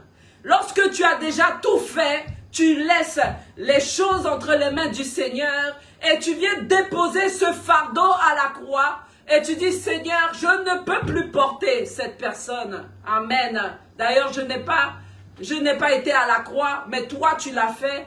Je la pose à tes pieds et je te prie, Seigneur, de prendre le contrôle. Alléluia. Car moi-même, je ne peux pas, alléluia, prendre une décision à sa place. Est-ce que tu me comprends? Est-ce que tu me comprends aujourd'hui? Amen, amen, amen, Alors amen. ne vis pas dans la culpabilité. Amen. Alors la Bible nous dit, la honte n'est point à ses enfants. La honte est à ses enfants, mais la honte n'est point à Dieu. Et il rajoute race fausse et perverse. Alors tu me diras, mais Moïse était en train d'insulter le peuple. Amen. Mais rappelle-toi lorsque Jésus est venu et qu'il parlait aux sacrificateurs, il disait race de vipères. Amen. Et quand ils ont voulu se faire baptiser, alléluia, et Jean-Baptiste pouvait leur dire, mais qui vous a appris? Alléluia. Qui vous a dit que? Amen. Donc ici, il est en train de dire qu'il y a une race qui est corrompue. Il y a une race qui est détournée. Il y a une race qui a quitté le chemin. Il y a une race ensorcelée. Une race qui s'est laissée ensemencer par de mauvaises graines. Il y a une race qui n'est plus de la race du Seigneur. Il y a une race qui se fait appeler enfant de Dieu, mais qui n'est point enfant de Dieu. Car si cela avait été le cas, elle serait basée sur le rocher, elle serait basée sur le roc. Alléluia. Amen. Et il continue encore. Alléluia au verset 6. Est-ce l'Éternel que vous en rendez responsable? Est-ce que tu peux donner la responsabilité de ton problème à Dieu? Est-ce que tu peux dire que c'est à cause de Dieu que cela t'arrive? Ne t'a-t-il pas averti à plusieurs reprises? Ne t'a-t-il pas averti pendant 40 ans? Ne t'a-t-il pas montré des signes et des prodiges? Au moment où tu étais dans la fosse et que tu croyais et que tu voyais clairement que personne, aucun être humain en chair et en sang ne pouvait t'aider, ne s'est-il pas manifesté dans ta vie ce jour-là? Alors que tu avais le cancer, ne t'a-t-il pas guéri? Alors que tu étais dans une maladie introuvable aux yeux des médecins, ne l'a-t-il pas révélé au médecin? Je parle à quelqu'un aujourd'hui. Alors que tu étais sur ton lit de mort, ne t'a-t-il pas ressuscité? Alors qu'un jour tu te voyais partir, ne t'a-t-il pas ramené dans ton corps? Amen, amen, amen, amen. Alors que tu étais dans une situation financière inextricable, ne t'a-t-il pas tiré de là? Alors que tu étais peut-être ce jour-là sans nourriture, n'a-t-il pas fait sortir quelqu'un de quelque part? Dis avec moi quelque part. Car il est le Dieu de quelque part et en même temps de nulle part. Alléluia. N'a-t-il pas fait quelqu'un sortir de quelque part? Qui t'a ramené ce jour-là à l'instant T. Cette nourriture dont tu avais besoin, qui aurait suffi. Amen. Et qui a suffi à ce qu'il fallait, comme l'a fait Élie avec la veuve de Sarepta. Amen. Ne l'a-t-il pas fait pour toi une fois, même une fois? Alléluia. Amen. Dieu l'a fait pour toi. Amen, amen, amen. Et c'est sur cela qu'il voudrait que tu te bases. Et Moïse de dire, voudriez-vous rendre aujourd'hui responsable notre Dieu qui est juste, notre Dieu qui est bon, notre Dieu qui est miséricordieux, notre Dieu qui est inébranlable, notre rocher, notre roc, l'ancien des âges, l'ancien des jours, celui qui sera éternellement et qui était depuis toujours, celui qui a tout créé et qui a fondé le monde, celui qui te connaissait déjà avant même que tu ne sois dans le sein de ta mère, celui qui sait déjà quelle est la fin de ta vie et qui peut écourter ou rallonger tes jours. Nous pouvons aujourd'hui le rendre responsable de ce qui nous arrive? Certainement pas. Alléluia. Et Moïse, sûr de lui-même, devant ce peuple, est en train de dire à ces personnes qu'il avait en face de lui, est-ce que vous voulez aujourd'hui dire que c'est à cause de Dieu que vous avez marché 40 ans? Rappelez-vous ce jour-là, alors qu'on n'était qu'à quelques jours de marche dans le désert, et que Dieu vous envoya visiter Canaan, et que vous êtes revenus en disant, mais non, nous n'y arriverons pas, alors que nous avions déjà vu qu'il était capable d'ouvrir la mer Rouge devant nous, alors que nous avions déjà vu les 10 plaies d'Égypte, alors que nous avions déjà vu qu'il était capable de nous sauver des mains de Pharaon. Amen, amen. Et alors nous arrivons dans le pays de Canaan, et nous oublions déjà, après que quelques jours de marche, Amen. qu'il est capable de faire. Ne nous a-t-il pas démontré que chaque matin, sans aller à la boulangerie, nous avons la manne qui se pose sur le sol et que nous n'avons qu'à ramasser à nos pieds pour pouvoir le faire cuire. Amen. Et alors nous allons dans le pays de Canaan et nous disons les Cananéens sont très grands. Les Cananéens vont nous écraser, nous ne sommes que des fourmis. Notre Dieu est petit. Notre Dieu est plus petit que les Cananéens. Et si nous allons là-bas, notre Dieu ne pourra pas nous aider. Et à ce moment, à Dieu de se mettre en colère et de se dire, mais quel est ce peuple qui ne croit pas? Quel est ce peuple qui oublie si vite? Quel est ce peuple qui est un peu dérangé et qui ne comprend pas ce que j'essaie de lui dire? Avec tout ce que j'ai déployé comme force, il me met encore plus petit qu'un Cananéen, plus petit même qu'une fourmi. Alléluia. Et la Bible nous dit qu'à ce moment, alors que Caleb revient et qu'il explique les choses, et que d'autres le contredisent et que le peuple écoute les autres, sans écouter ceux qui marchent avec Moïse. Alléluia. Fais attention à ceux que tu écoutes. Amen, amen. Fais attention à la semence que tu reçois. Amen. Et la Bible nous dit qu'à ce moment, en oubliant tout ce que Dieu avait fait pour eux, amen, Amen. ils décident de ne pas y aller. Et maintenant qu'ils voient, alléluia, que ça ne va pas, ils disent à Dieu, ah non, finalement nous irons. Mais Dieu n'est pas à notre portée. Amen, clair. Dieu n'est pas celui qui doit faire ce qu'on veut. Nous devons faire ce qu'il nous demande. Amen, clair. Et à ce moment, ils se décident de partir en guerre. Mais ils avaient oublié que partir en guerre sans Dieu est une guerre perdue. Amen, amen, amen. Et ce qu'ils avaient proclamé de leur bouche arriva. Et à ce moment même, alors qu'ils n'étaient qu'à quelques jours de marche, ils sont passés de quelques jours de marche à quelques années de marche. Rendrions-nous à Dieu responsable pour notre situation? La situation dans laquelle nous sommes aujourd'hui est parce que nous n'avons pas bâti sur le rocher. Amen, amen, amen, Claire. Nous n'avons pas bâti sur le roc. Amen, amen. Nous n'avons pas fait confiance au roc. Amen, amen. Mais nous avons voulu aller plus vite que la musique. Amen, amen, Claire. Nous avons voulu bâtir sur le sable. Nous avons voulu la facilité. Nous avons voulu démontrer que nous étions capables de le faire par nous-mêmes. Et nous avions oublié que c'est Dieu qui nous a tirés de l'esclavage. Et comme Dieu savait que l'homme et l'humain, l'être humain en lui-même oublie vite, il dit à Pharaon, laisse aller mon peuple afin qu'il m'adore dans le désert. Et il donna cette instruction qu'à chaque fois, chaque année, vous allez perpétrer. Amen. Amen. Vous allez fêter votre sortie. Amen. Vous allez fêter cela chaque année pour vous rappeler et rappeler aux générations à venir que je vous ai fait sortir du peuple de Pharaon, des mains de Pharaon. Amen. Amen, amen. Alors il dit, alléluia, est-ce l'Éternel que vous en rendez responsable? Alléluia. Amen. Peuple insensé et dépourvu de sagesse. N'est-il pas ton Père?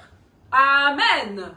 N'est-il pas ton Créateur? Amen. Alléluia. Amen, amen. N'est-il pas celui qui t'a mis au monde? N'est-il pas celui qui t'a créé? Amen. Je crois en cette parole-là où Dieu dit qu'il ne reviendra pas tant que la parole ne sera prêchée aux confins de la terre. Qui veut dire que je m'appuie sur sa parole, je crois en sa parole. Cela voudrait dire, et cela serait équivalent au fait que tout le monde entendra sa parole. Même celui qui ne croit pas a entendu un jour. Même celui qui ne suit pas a entendu un jour. Et nous pouvons le remarquer à l'évangélisation que beaucoup diront, mais je connais Dieu. Je vais à l'église. Je prie. Alléluia. Amen, amen. Mais ce n'est pas une question de religiosité. C'est une question de relation. Amen, amen. Et Dieu se positionne en disant, tant que tout le monde sur cette terre n'aura entendu la parole prêchée, je ne reviendrai pas. Amen, amen, amen. La Bible nous dit qu'il est tant à cheval sur sa parole qu'il va même dans le monde des morts prêcher à ceux qui n'ont pas entendu l'évangile. Il fait un retour en arrière. Il fait un rewind, comme on dit. Et il dit, ceux-là, ils sont dans le monde des morts. Je suis venu après eux. Ils n'ont pas entendu l'évangile. Ils ont peut-être entendu les prophéties qui disaient que j'allais revenir, mais il faut que j'aille quand même leur prêcher la parole. Je ne peux pas juger sans qu'ils n'aient entendu. Est-ce que tu me comprends aujourd'hui? Donc tout le monde entend d'une manière ou d'une autre cette parole qui est prêchée. La parole de la vérité. Tout dépend de l'état de ton cœur. Tout dépend de ta décision.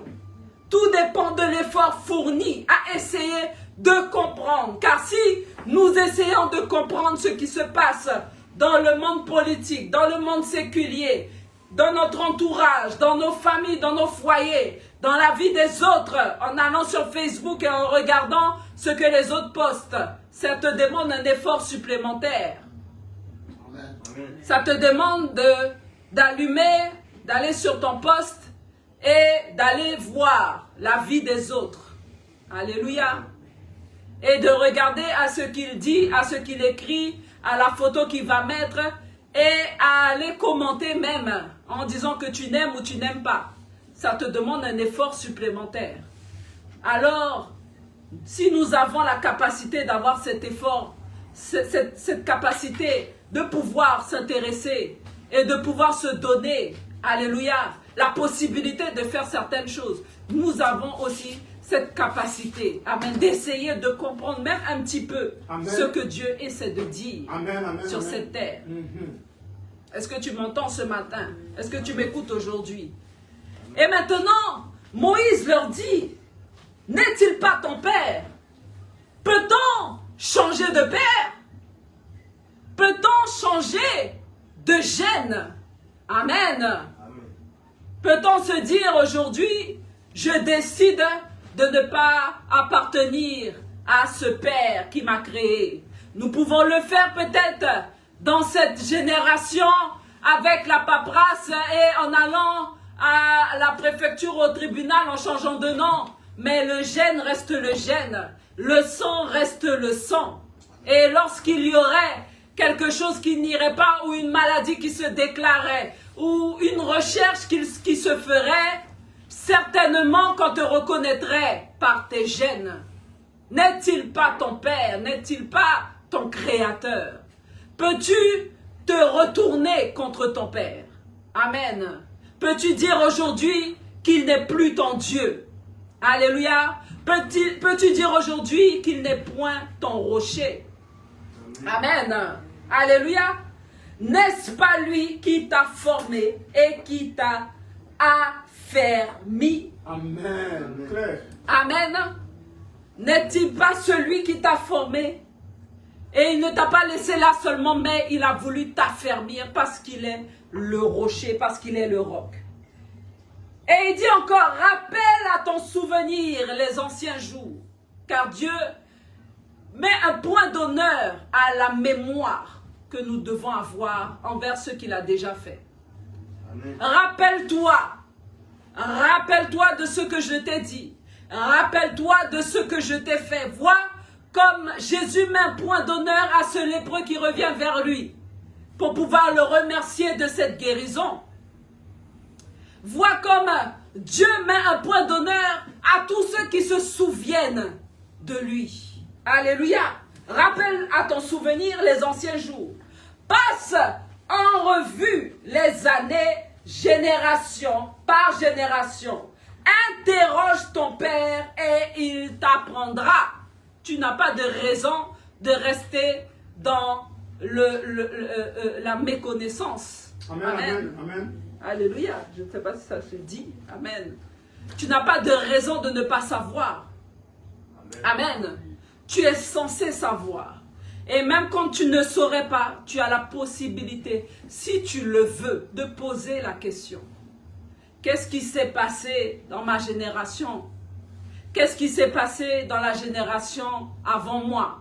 Qu'est-ce qui s'est passé dans la génération de mon père? Et c'est pourquoi la Bible, dans l'évangile, la Bible commence avec Matthieu, avec la généalogie de Jésus-Christ.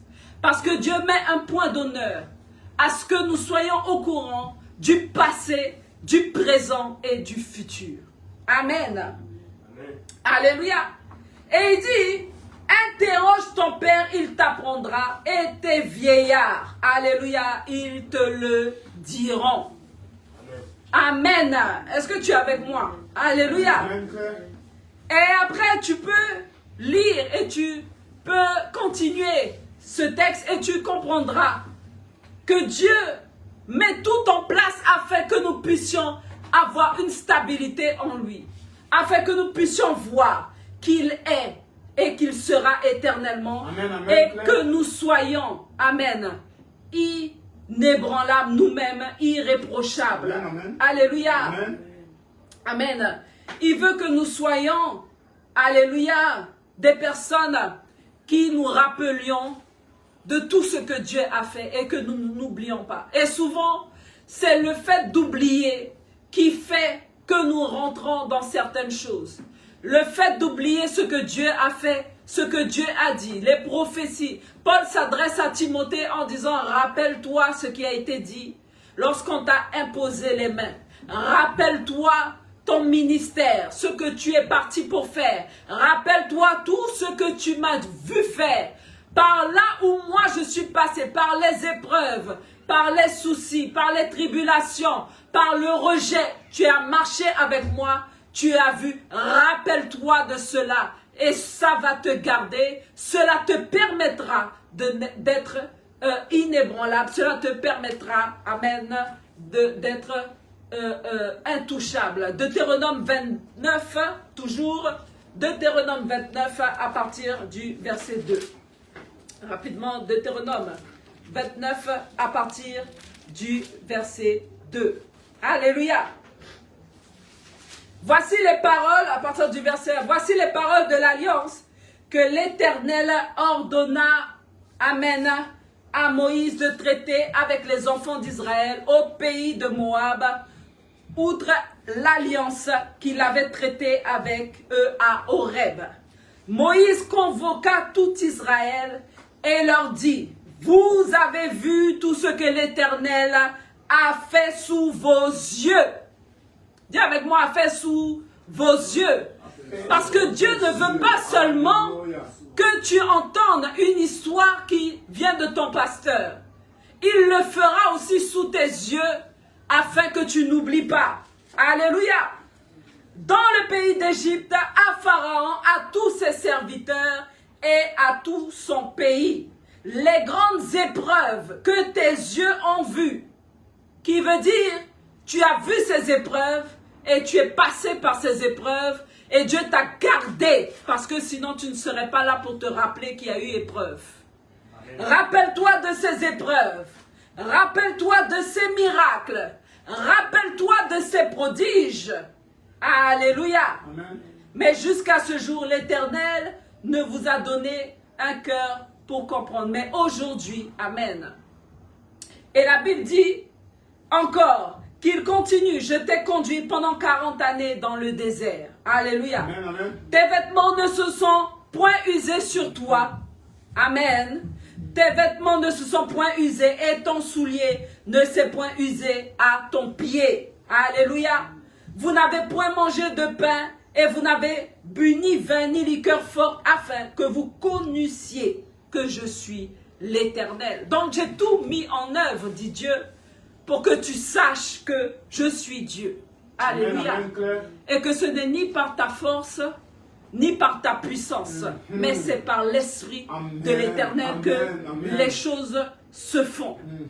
Et maintenant, nous allons prendre ce texte dans Luc, cette histoire que nous connaissons parfaitement, Luc 6, à partir du verset 46. Luc 6, à partir du verset 46. Alléluia. Luc 6, à partir du verset 46. Et je lis la parole de Dieu.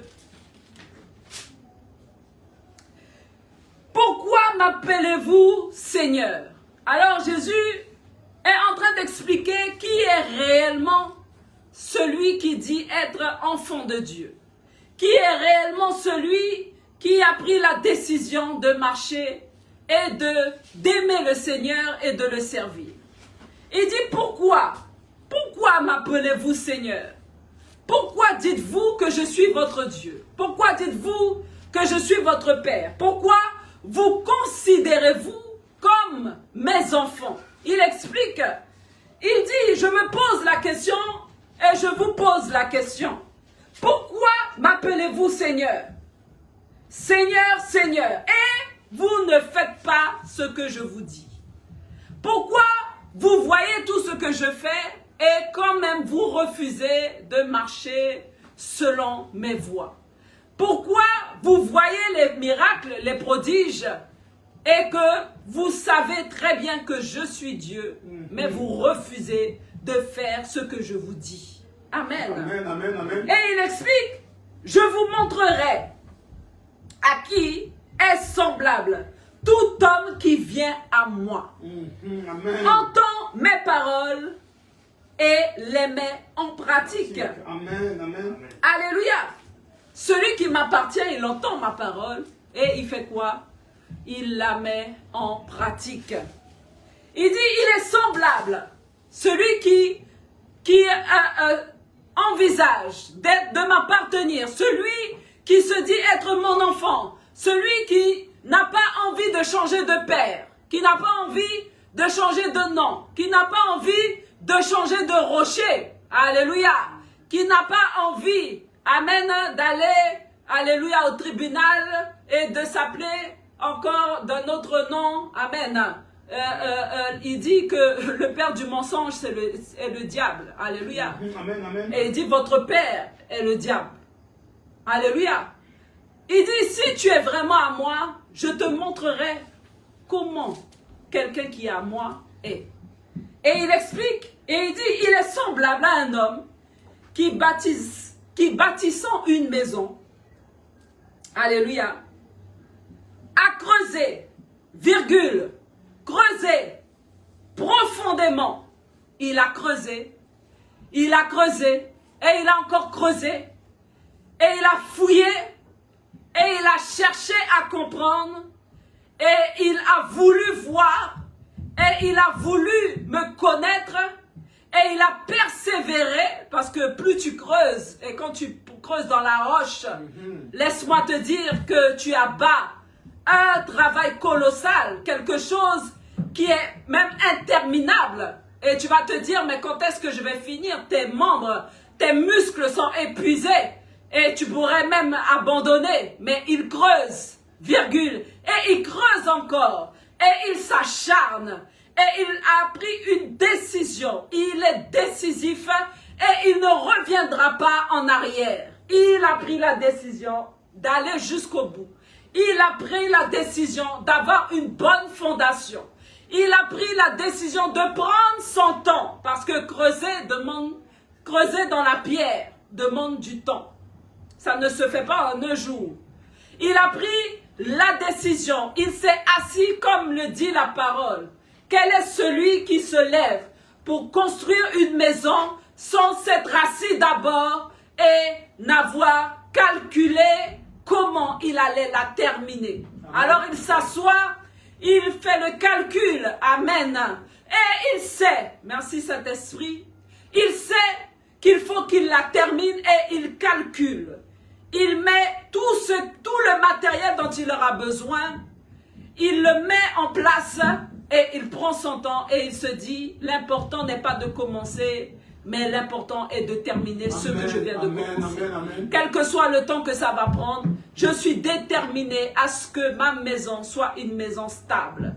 Je suis déterminé à ce que ma maison soit une maison forte, une maison imbougeable, intouchable, une maison qui reste fixe, quels que soient les vents et marées, quelles que soient les tempêtes, quel que soit ce que je pourrais entendre, parce que j'ai pris le temps de creuser, je sais que ma fondation me tiendra. Alléluia. Elle me permettra, même quand je voudrais vaciller, parce que je suis là où je dois être, je ne pourrai pas tomber. Amen, amen. Alors il dit ces choses. Il dit, il est semblable à un homme qui, bâtissant une maison, creuse, qui a creusé profondément. Alléluia. Et après avoir creusé profondément, il ne dit pas à la surface, profondément, il décide maintenant de poser le fondement sur le roc. Amen, amen, amen. Qui veut dire qu'il creuse, et il creuse encore, et il creuse dans la pierre, il creuse dans le roc, et il arrive à une certaine profondeur, mais cette profondeur n'est pas finie. Il n'arrive pas à la boue, il n'arrive pas au sable, il est toujours sur le roc, même dans la profondeur. Et il décide, il dit, de poser le fondement sur le roc, de poser le pilier dans le rocher, de poser le pilier sur le roc. Une inondation est venue et le torrent s'est jeté contre cette maison. Et pardonne-moi de te dire que le mot jeter, alléluia, est très imagé. qui veut dire que cela peut être intentionnel. Alléluia. Le diable se jette intentionnellement sur toi. L'ennemi va se jeter intentionnellement sur toi. L'épreuve va arriver de toutes les manières. Il n'y a pas de manière de te dire que cela ne t'arrivera pas. Amen. Donc il dit, une inondation est venue. Alléluia. Et le torrent s'est jeté contre cette maison sans pouvoir l'ébranler. Parce qu'elle était bien bâtie. Amen. Mais celui qui entend, dit-il, vous dites que je suis votre Dieu. Vous dites que je suis votre Seigneur. Mais il dit, cela ne m'appartient pas. Celui qui entend et ne met pas en pratique, par contre, celui-là est semblable à un homme qui a bâti sa maison sur le sable, sans prendre le temps de fonder, de fondement, de fondation. Il bâtit sur le sable. Et il dit, le même torrent, parce qu'il n'y a pas de poids de mesure, le même torrent vient et se jette aussi sur cette maison. Et qu'est-ce qui se passe?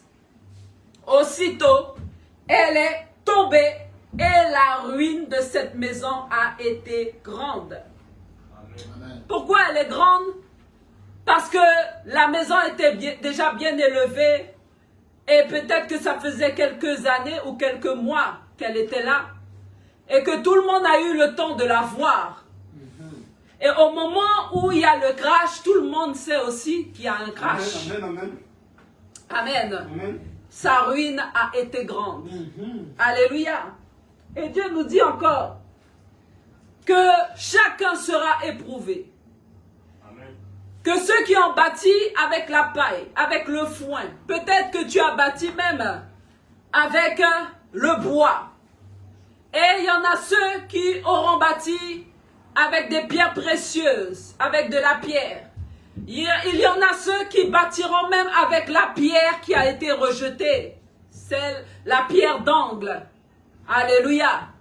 Et quand ce feu passera, ceux qui auront bâti avec du foin, de la chaume, cette maison ne subsistera pas. Alléluia. Dieu est en train de te dire, où es-tu positionné ce matin? Prends le temps de t'arrêter et regarde ta maison. Fais le tour. Sors de là où tu es. Sors de l'intérieur de ta bâtisse. Pardon. Fais le tour de ta propriété et regarde sur quoi ta maison est bâtie. Regarde sur quoi elle est fondée. Je suis en train de parler de choses spirituelles. Je ne te dis pas de quitter le live et d'aller faire le tour de ton jardin. Mais je te parle de choses spirituelles. Où es-tu basé aujourd'hui à l'heure où tu écoutes ce message? Quelle est ta fondation? Es-tu rempli du rocher inébranlable? Es-tu rempli de sa parole? As-tu une relation avec lui? Ou même quand tu verrais le vent virer à droite, que tu resterais stable là où tu devrais être? Alléluia. Ou même quand tu verrais une foule s'apprêter et partir suivre un autre rocher, tu resterais là avec ton Dieu. La Bible nous dit que Moïse a géré toute une assemblée. Le peuple d'Israël était nombreux. Et malgré cela, il a fallu qu'une génération parte et qu'une génération arrive. Est-ce que tu me comprends ce matin? Et alors que cette génération est venue, il fallait maintenant montrer à cette génération le même chemin qui avait déjà été montré à la génération qui était déjà avant. Mais Moïse s'est rendu compte que l'essentiel, c'était d'avoir le cœur de Dieu. Amen, amen. L'essentiel, c'était d'aimer Dieu et de faire ce que Dieu lui demandait de faire. L'essentiel, c'était d'être rempli d'amour pour ce peuple. L'essentiel, ce n'était pas d'haïr ce peuple, ni de vivre dans l'amertume, mais de guider ce peuple. Car Moïse n'est pas Dieu. Et Moïse a guidé ce peuple.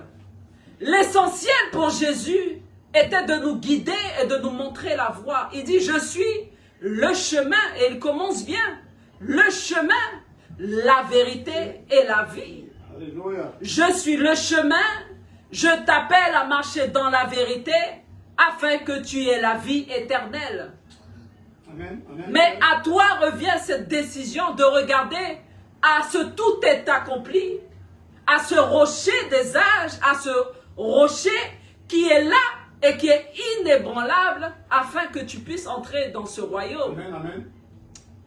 Je suis là, j'ai fait 33 ans sur terre, et combien même je suis moi, je suis Dieu, je n'ai pas pu convertir tout le monde. Je n'ai pas pu convertir Judas.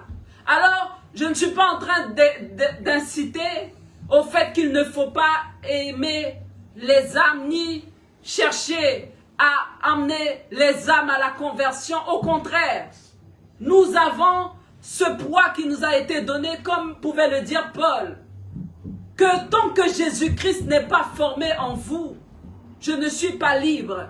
J'aimerais voir Jésus-Christ élevé au travers de vos vies.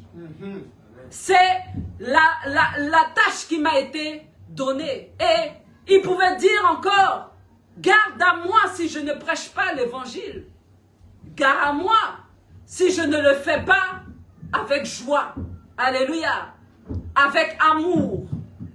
Car si je le ferais par force, ou si je me sentirais obligé de le faire, cela ne me serait d'aucun avantage. Alléluia. Est-ce que tu me comprends aujourd'hui? Donc ici, Moïse, se tenant devant ce peuple, pouvait dire qu'il a tout accompli. La Bible nous dit d'ailleurs que son corps n'a pas été retrouvé car Dieu lui-même s'en est chargé. Alléluia. Car il était l'ami de Dieu. Amen. Amen. Amen. Dieu veut que nous soyons ses amis, que nous fassions ce qu'il faut faire. Mais la faute n'est point au rocher. Alléluia, clair. La faute n'est point à l'ancien des jours. Alléluia. Amen. Amen. Amen. 1 Pierre, chapitre 2, au verset 4. Et nous allons clôturer par cela. 1 Pierre, chapitre 2, verset 4. Il y a tant de choses à dire sur le rocher, sur le roc, qui est notre Dieu. Alléluia. Et nous pouvons, amen, au travers de la parole, voir qu'à plusieurs reprises et que dans plusieurs passages, dans plusieurs livres, Dieu nous parle. Alléluia. Et se présente en tant que rocher, en tant que roc. Amen. Nous pouvons lire même dans les psaumes. Alléluia. Là où le psalmiste pouvait dire qu'il se place au creux du rocher, car le rocher, amen, est aussi une protection, amen, pour nos vies. 1 Pierre 2, à partir du verset 4. Il dit, approchez-vous de lui, pierre vivante rejetée par les hommes, mais choisie et précieuse devant Dieu. Alors, ici, nous sommes incités à nous approcher de Dieu, qui est cette pierre vivante. Alléluia. Et comme nous sommes aussi ses enfants, nous sommes aussi des pierres. Car une pierre va donner naissance à une pierre. Un rocher va donner naissance à un rocher. Amen, amen. Un roc va donner naissance à un roc. Et je crois que Dieu fait de toi un roc en ce jour et que tu te lèves, alléluia, et que tu commences à marcher comme ton Père. Amen. Amen, amen. Et il dit, et vous-même, comme des pierres vivantes, édifiez-vous pour former une maison spirituelle, un saint sacerdoce, afin d'offrir des victimes spirituelles agréables à Dieu par Jésus-Christ. Édifiez-vous, fortifiez-vous, devenez des rocs, devenez des rochers, devenez inébranlables, indestructibles, afin que vous puissiez aller chercher d'autres âmes et que vous les emmeniez aussi à devenir, alléluia, des sacrifices vivants. Il dit, édifiez-vous pour former une maison spirituelle, un saint sacerdoce, afin d'offrir des victimes spirituelles agréables, des sacrifices vivants agréables à Dieu par Jésus-Christ. Car il est dit dans l'Écriture au verset 6, « Voici, je mets en Sion une pierre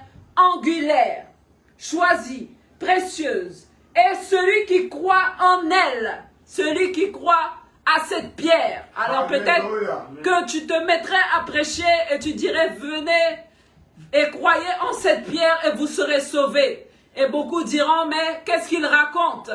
Mais ici, il nous est dit que nous devons venir et nous devons nous approcher de cette pierre vivante.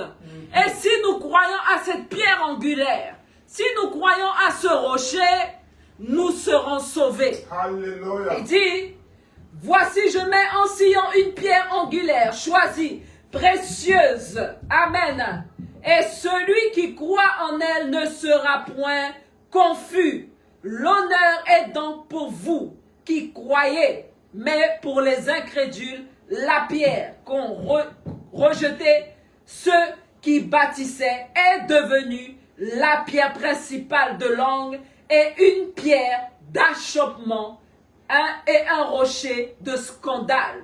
Il s'y heurte pour n'avoir pas cru à la parole, et c'est à cela qu'ils sont destinés. Pour vous, au contraire, vous êtes une race élue, un sacerdoce royal, une nation sainte, un peuple acquis, afin que vous annonciez les vertus de celui qui vous a appelé des ténèbres de là où vous étiez à son admirable lumière. Vous qui autrefois n'étiez pas un peuple, et qui maintenant êtes le peuple de Dieu, vous qui n'aviez pas obtenu miséricorde, et maintenant vous avez obtenu miséricorde. Amen. Alléluia. Alors, soyons bénis ce matin. Alléluia. On va se mettre debout et nous allons élever la voix devant le Seigneur. Alléluia. Et nous allons lui dire, Seigneur, nous voulons bâtir sur toi le roc. Amen. Nous voulons bâtir sur toi le rocher des âges. Alléluia. Nous voulons même demander ce matin au potier de pouvoir nous briser, de pouvoir casser ce qui a déjà été fait de ses mains, si cela était mal formé, et de nous former à nouveau, quel que soit le temps que ça prendrait. Amen. Ce qui est important, c'est que nous finissions la course. Alléluia. Alors, Dieu pouvait parler à son prophète et lui dire, descends dans la maison du potier. Et il lui dit, vois ce que le potier et observe ce qu'il fait. Il fait des vases, et certains sont bien faits, et ceux-là sont des vases d'honneur. Pour d'autres, selon ce que le potier veut, il peut remarquer qu'il y ait une faille ou une autre, qu'il y ait une erreur, qu'il y ait quelque chose qui n'aille pas, qu'il y ait une malformation, et il peut décider de recommencer. Amen. Amen. Mais certains vases ne veulent pas laisser le potier faire. Certains vases veulent dire, certains argiles, si je peux le dire ainsi, voudraient dire au potier ce qu'il doit faire. Mais ce matin, faisons cette prière et disons, nous voulons, toi, le rocher des âges, toi, notre roc, toi, le potier, reforme-nous encore. Car si tu as été capable de nous faire naître de nouveau, tu es capable de nous redresser si nous sommes mal formés. Amen. Amen, Père. Parlons comme David et disons, Éternel, sonde-moi et vois si je suis sur une mauvaise voie. Si je le suis, alors ramène-moi sur la bonne voie, quel que soit le temps que ça prendrait. Ce qui m'intéresse, c'est que je sois sur le bon chemin. Amen. Alors Amen. élevons la Amen. voix ce matin et parlons avec notre Seigneur. Éternel, nous te rendons grâce. Nous te disons merci, Seigneur, parce que tu es notre rocher, tu es notre roc. Tu es celui que nous bâtissons. Tu es celui qui nous permet d'aller dans les profondeurs, de creuser encore. Nous voulons poser le bon fondement. Nous ne voulons pas aller bâtir sur autre chose. Nous ne voulons pas ôter la fondation qui est Jésus-Christ. Nous voulons tout simplement construire sur toi et nous voulons être inébranlables, indestructibles, intouchables, quels que soient les vents et marées. Car cette bâtisse a été créée justement en attente de voir comme l'ennemi allait se jeter sur elle. Mais tu avais déjà prévu la victoire, car ta parole nous dit, Seigneur, que cette maison n'a pas été ébranlée, n'a pas été bougée par cette attaque de l'ennemi. Et Seigneur, ce matin, parce que tu es le constructeur des constructeurs, le bâtisseur des bâtisseurs, l'architecte des architectes, nous croyons ce matin que tu le fais dans nos vies. Nous voulons que tu prennes le temps de te construire en nous et de nous construire à ton image.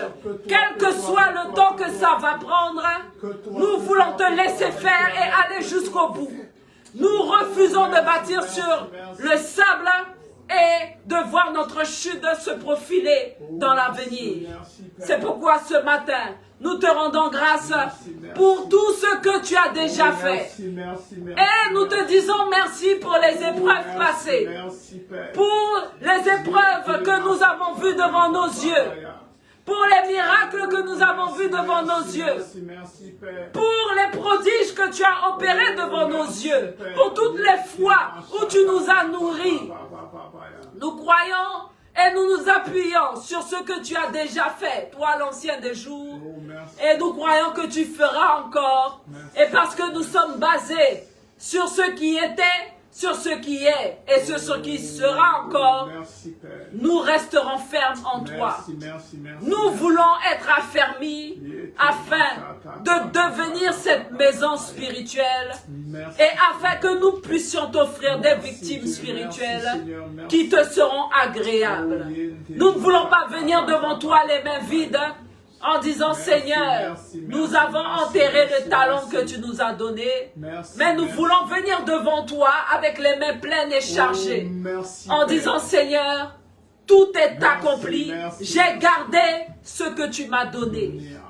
J'ai prié pour eux et je crois que tu les gardes et que tu les feras voir ma gloire. Mais je ne peux pas sauver tout le monde. Tu es Dieu, tu portes la parole, tu prêches la bonne nouvelle au travers de tes enfants. Tu la répands sur la planète et tu reviendras quand celle-ci atteindra le confin de la terre. Et c'est pourquoi je te fais confiance et je crois, Seigneur, que tu es au contrôle de toutes choses. Merci d'être ce rocher pour ma vie et merci d'être ce roc qui me soutiendra encore dans des temps de détresse et de faiblesse. Brise ce qui est mal formé, reconstruis-moi et donne-moi d'être à ton image afin que je grandisse comme il le faut pour ta gloire au nom de Jésus. Amen. Soyons bénis. Amen. Et partageons encore, revoyons, ne regardons pas pour regarder, prenons les textes, méditons la parole de Dieu afin que nous soyons édifiés et que le Saint-Esprit, Amen, nous aide. À Dieu soit toute la gloire. Amen.